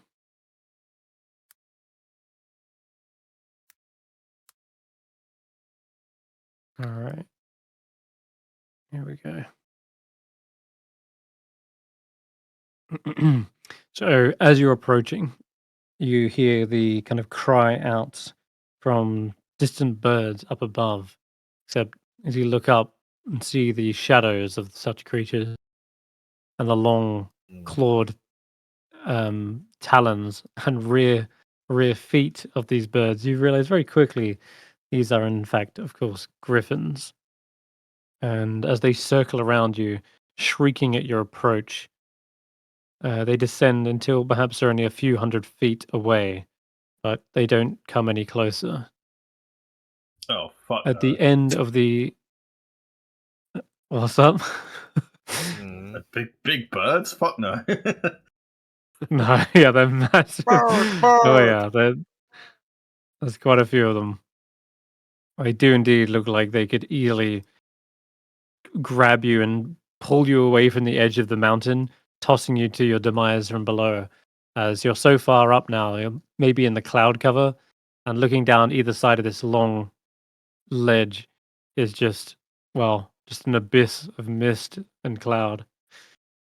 And at the end of this entranceway is a 10-foot tall barricade made of wood and stone, set with a crude gate made of thick lumber and festooned with metal blades. Gaps in the gate allow you to see an unusually tall figure in hide armor standing 10 feet behind it, clutching a great axe. Beyond this figure is a higher ledge with 5 equally towering figures standing atop it. And it looks like they've heard your approach and are ready for it.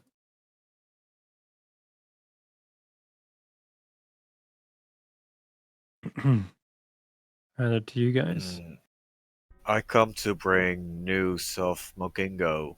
May we enter? I say at the Mokingo. giants. Sorry. Okay, well they definitely respond as well.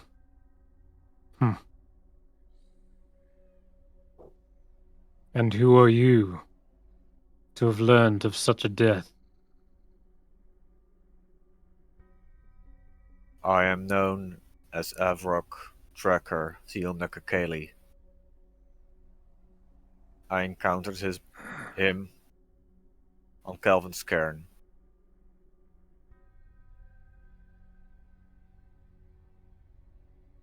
You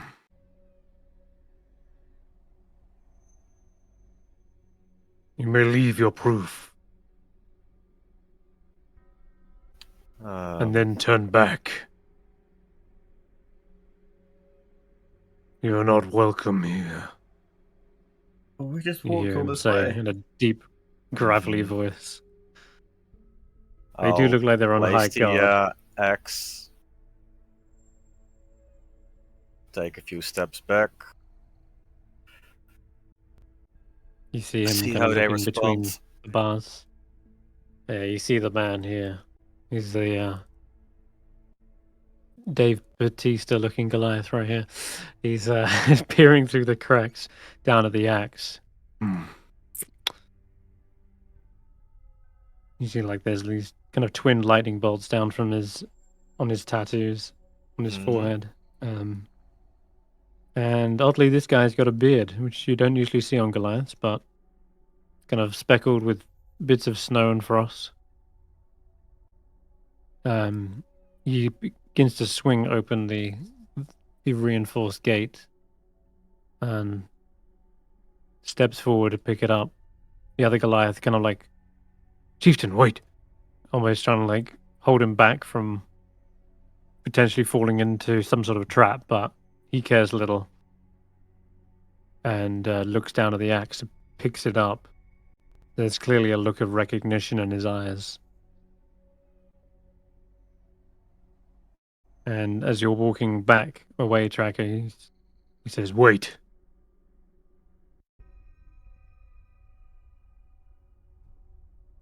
Yes. I wish to hear of his death. May we How did enter? Matingo die?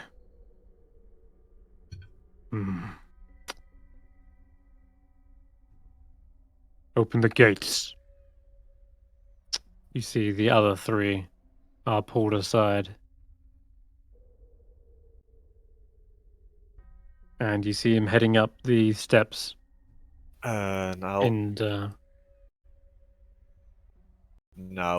we enter as guests. When it's time, we challenge him for a duel. But we won't fight him here. Mm-hmm. I'm not convinced that's the wisest approach, Tracker, but we'll follow your lead for now.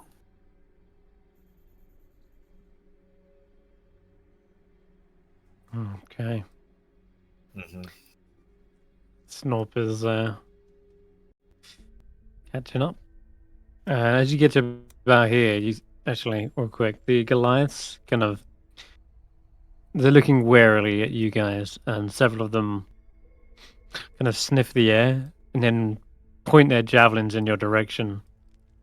And you hear him say, he's one stench of the rotten caves of the Wormdoom Crag. Are you sure you want to let them in? He'll be working for them. The chieftain Who's sort of them? turns around.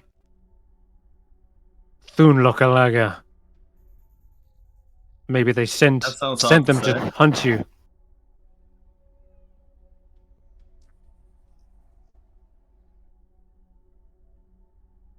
The chieftain turns, and he doesn't look the least bit surprised by this piece of news. In fact, he looks kind of tired to hear it. If they were sent by Thunlokalaga, then they will end up like the ones before them. And he gestures towards the edge of the cliff.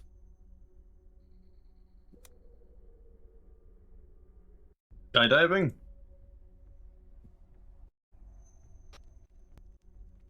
Please forgive our young friend. He doesn't think very much before he speaks. We do come in peace. Of that you have my assurance, my vow. I mean no harm whatsoever.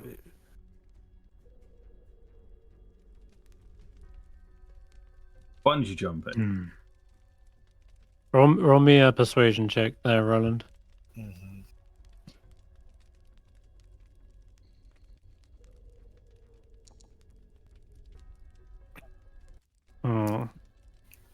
He says, alas, to would feign such innocence were thrown from the cliff edge. Their bones are now picked apart by our griffins. Know that if you do try anything, your fate will be the same.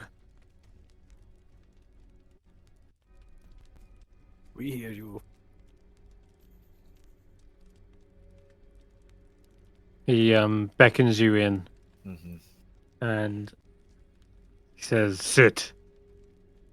And there's this big roaring campfire that has no obvious chairs or anything, but you see he sits down in a cross-legged fashion, and behind him there is another cave where you see a Kitty. very large crag cat who kind of opens up one eye and looks towards the rest of the group.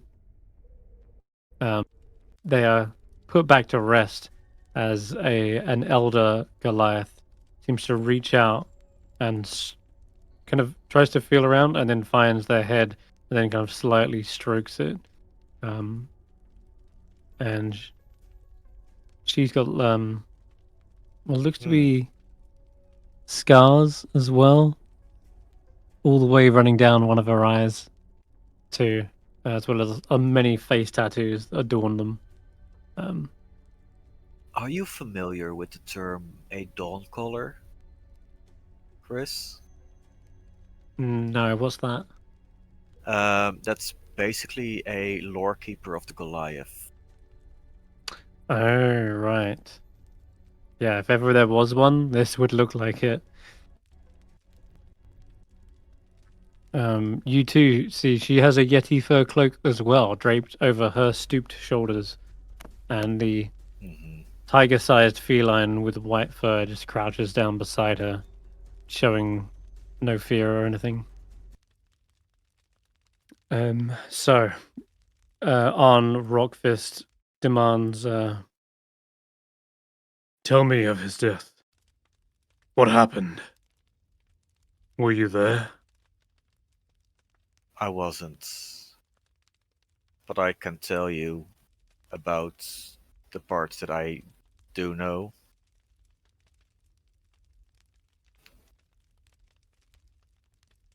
I assume you know he went on a journey, a soul-searching journey to find, and challenge Oya Minatok. He nods.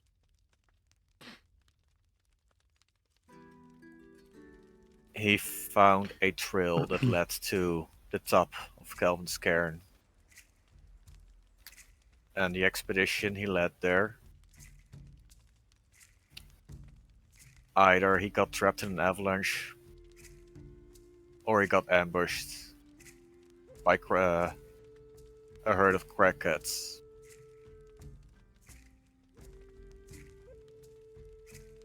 The X is all we could bring. And his remains are now one with the Great Cairn.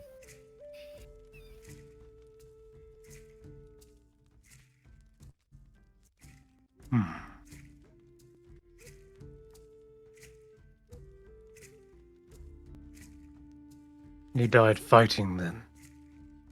He did.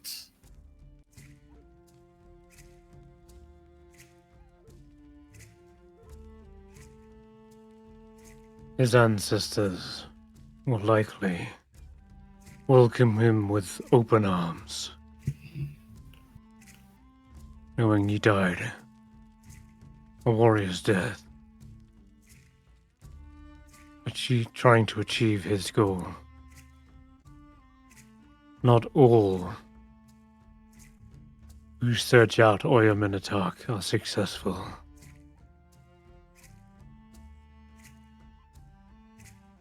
But that doesn't stop the call to the wild. He knew the risks. Thank you for returning this news. And his axe. And he lifts it up and finds a place for it on the wall inside this chamber next to him, where there is also a 8-foot tall stone inscribed with runes in this 10-foot high cave. Nearby there's also a chute carved footholes leading down through it as well. And there's many other kind of trinkets and adornments in this room, and he places it up against one, looks back to the stone, and he says something in Goliath, mutters it to the other one, who then begins pulling out some tools and starts etching perhaps their name into the stone. And he returns, still standing up, and says, "You are welcome for shelter and warmth, but after you are ready, I would ask that you promptly leave, for this is a trying time for our tribe, and we are at war. Aren't you This is a tired dangerous of this place. war?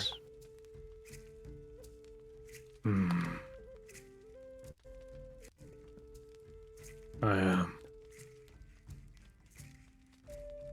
I have not had much sleep, and feels like an age. I mean, with the eternal winter, why would you be at war? It's just... Wouldn't that just be both sides basically starving themselves? How can there be a winner? Believe me, if I could have it another way, I would. But Why can't you? because What Ogilai happens? is relentless, that's why. She's hell-bent on getting vengeance. And yet, there is no vengeance to be had. This already is over. It's already ended with the death of our griffin. If anyone should be getting revenge, it should be us.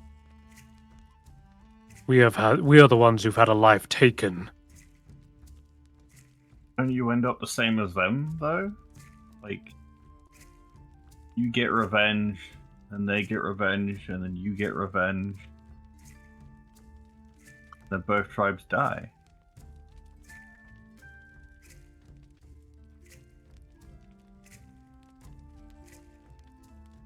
He What looks back at started? the he looks back at the stone, and there's not much room on that stone. It is like covered in runes and names. And he says, I think we'd probably run out of room before we can get every name on there.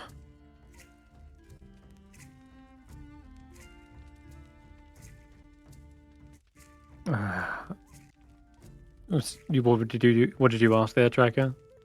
I want to ask his version what started the My war, side. because it's never the same story. He thinks for a moment. Many summers ago, the children of Sky Tower challenged the children of Wormdoom to a game of goat ball. One of the children of Wormdoom, angered at being knocked off her stand, threw the ball at one of our griffins, struck it in the head, knocked it off its perch. It wounded her in return. The game was called off, but days later, hunters from Wormdoom Crag climbed our mountain and slew the griffin in its nest. A grave insult to our people. We have been at war ever since.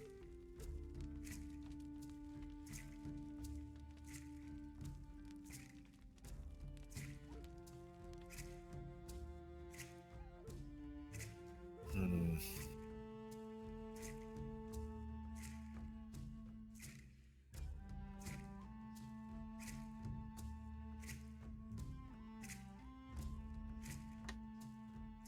An insult Everyone's indeed. gone quiet. What? David, There is, please. of course, nothing left to say. Yeah. For this to end, Ogilai's grudge needs to be severed.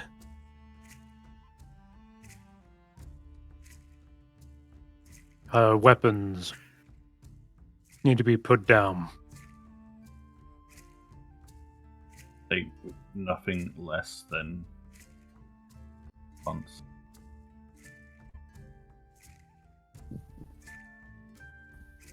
If you could bring me her axe. What if she wasn't the leader of her tribe anymore? And the war could end. Ogilai is the strongest of them. I won't deny her that. They will follow her loyally. A descent in the ranks is unlikely, even if some of them may disagree.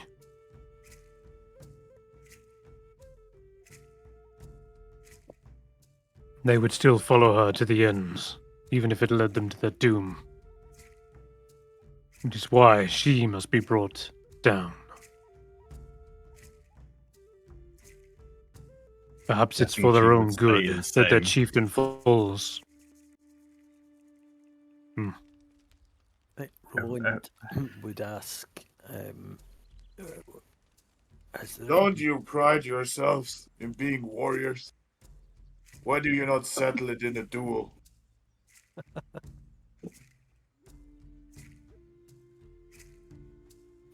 Go ahead. He looks kind of a little stoic at that response, but go ahead, Graham. I think So we want to say has there ever been a time in your history when both of your tribes were closer and worked together, and what was that like?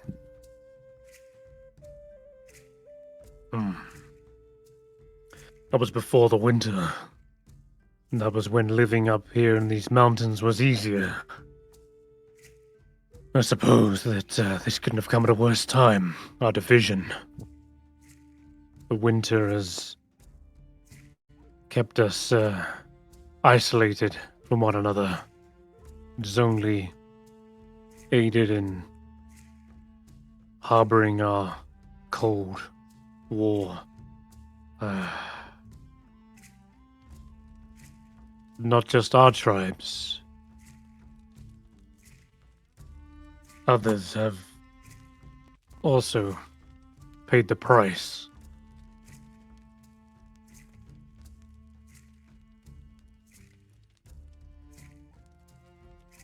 And It was a time when...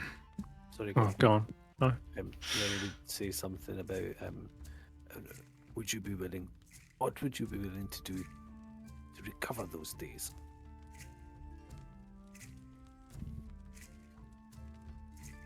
You'll have to forgive me, but I don't see another way.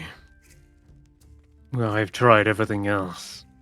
She is adamant that this ends with my death. Yes, but we weren't here until now, so perhaps we can assist.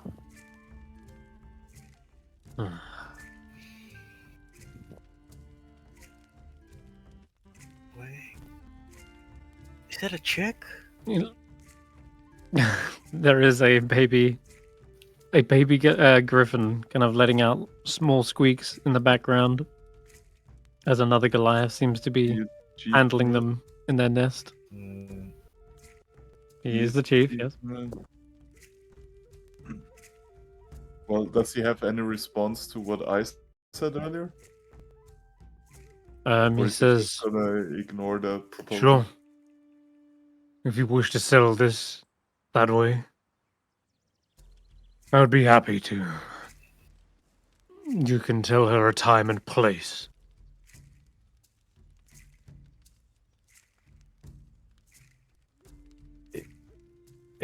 I'm ready anytime. If such a trial and meeting was to be arranged, would you be willing to at least attempt conversation to see if a new road, new path could be found?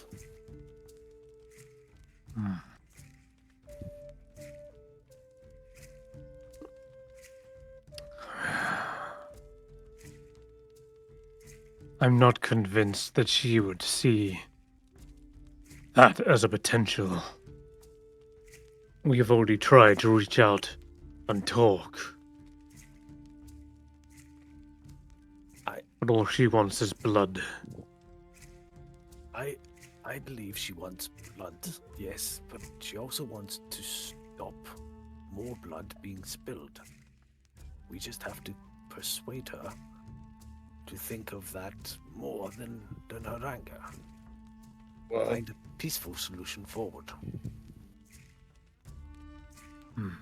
Roland, this is not gonna be how this is. This is not how this is gonna work between them. Blood begets blood. You know that best. Hmm. We do not need to be Let them spill their own blood instead of those of their warriors. Well, we don't need to be successful in this negotiation, but we do need to at least try. Well, you can negotiate all you want, but if they can settle it with one death, then let them. Yes. I'm no Maybe. the value of a jewel, but let's hope we can avoid that. If they can settle it with one death, maybe. But that And one what death, happens if I... Yes, what happens that if one that one death death... is the leader of that tribe. That tribe will be with a worse leader. Or worse.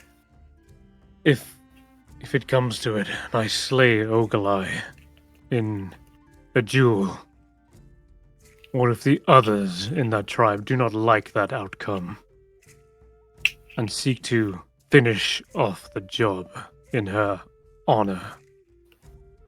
The way I see it, one of you dies anyway. It just comes down to if the rest of you dies with them or not. The way I see it is an all-out massacre between both tribes.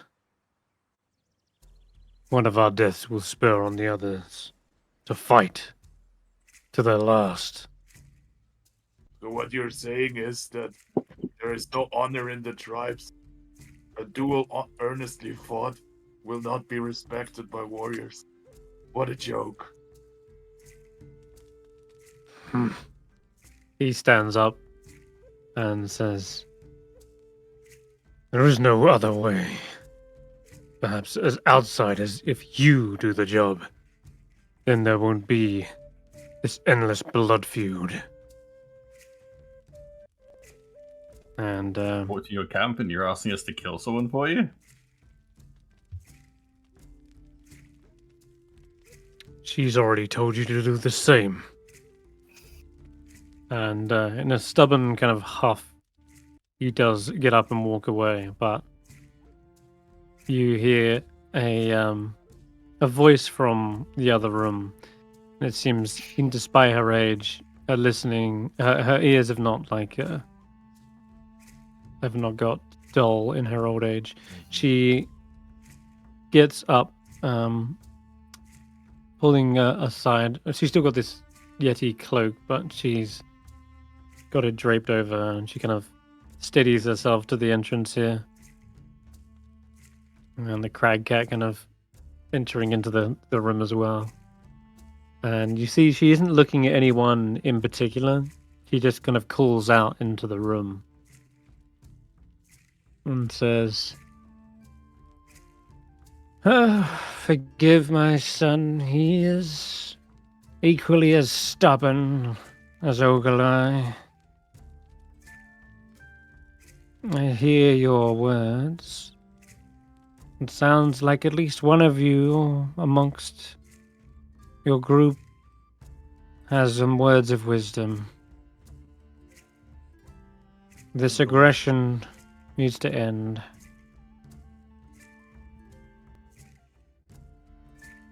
Otherwise, we'll all fall."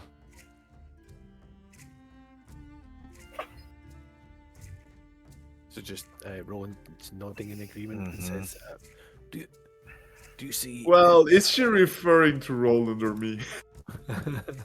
Definitely. There is Interesting. tribal wisdom, and then there is conventional wisdom. She doesn't seem to be looking in either of your directions, just outwards, past the fire and to this wall at the back. Clearly talking to me. Yeah, definitely. It's Willow, yeah. He's talking to Juniper. But no, she does say this will end in a bloodbath if it comes to blows. Oh, we could just murder both tribes and everyone gets what they want, right? No. Everyone mean, dead. do they- That's what they. I have That's one what they're going question. for. I have one question. Do they really not fucking respect the duel? I thought they're like all honorable warriors and shit. One would then challenge Ogilai to a duel, or vice versa. It'll be a duel until both are dead, likely.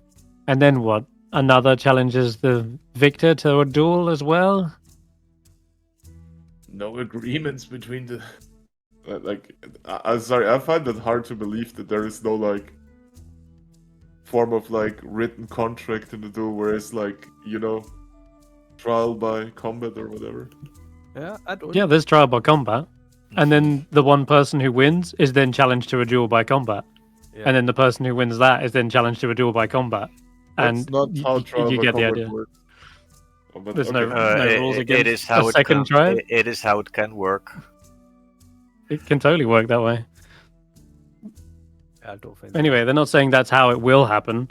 She's saying that's a possibility, but she does also say that I'd rather not anyone come to blows, but it is very clear that they're both hell-bent on seeing each other's demise.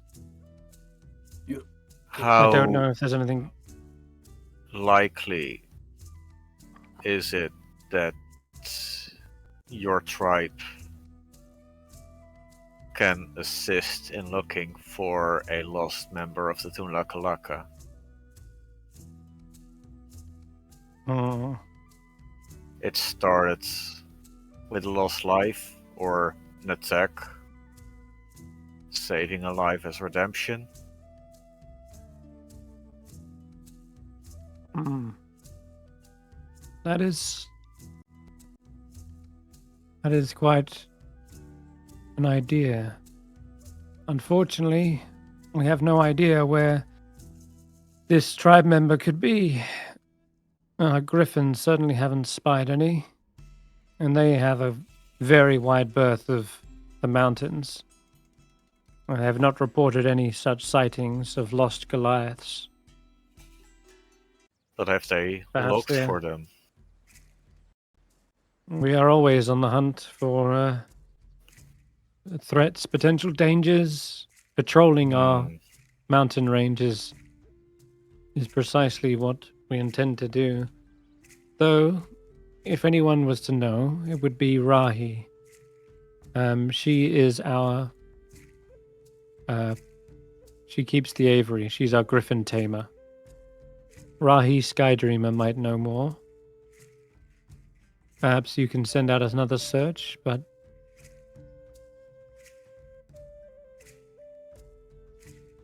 Otherwise, I'm afraid I have no clue where this missing Goliath is.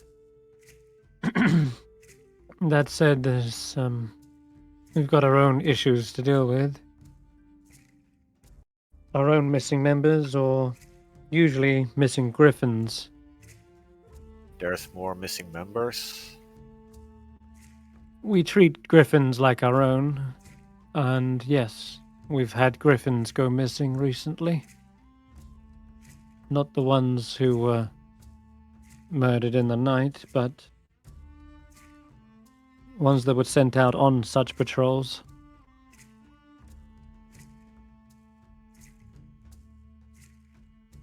Did you tell us Speak any with more Rahi. circumstances about that? Is there any?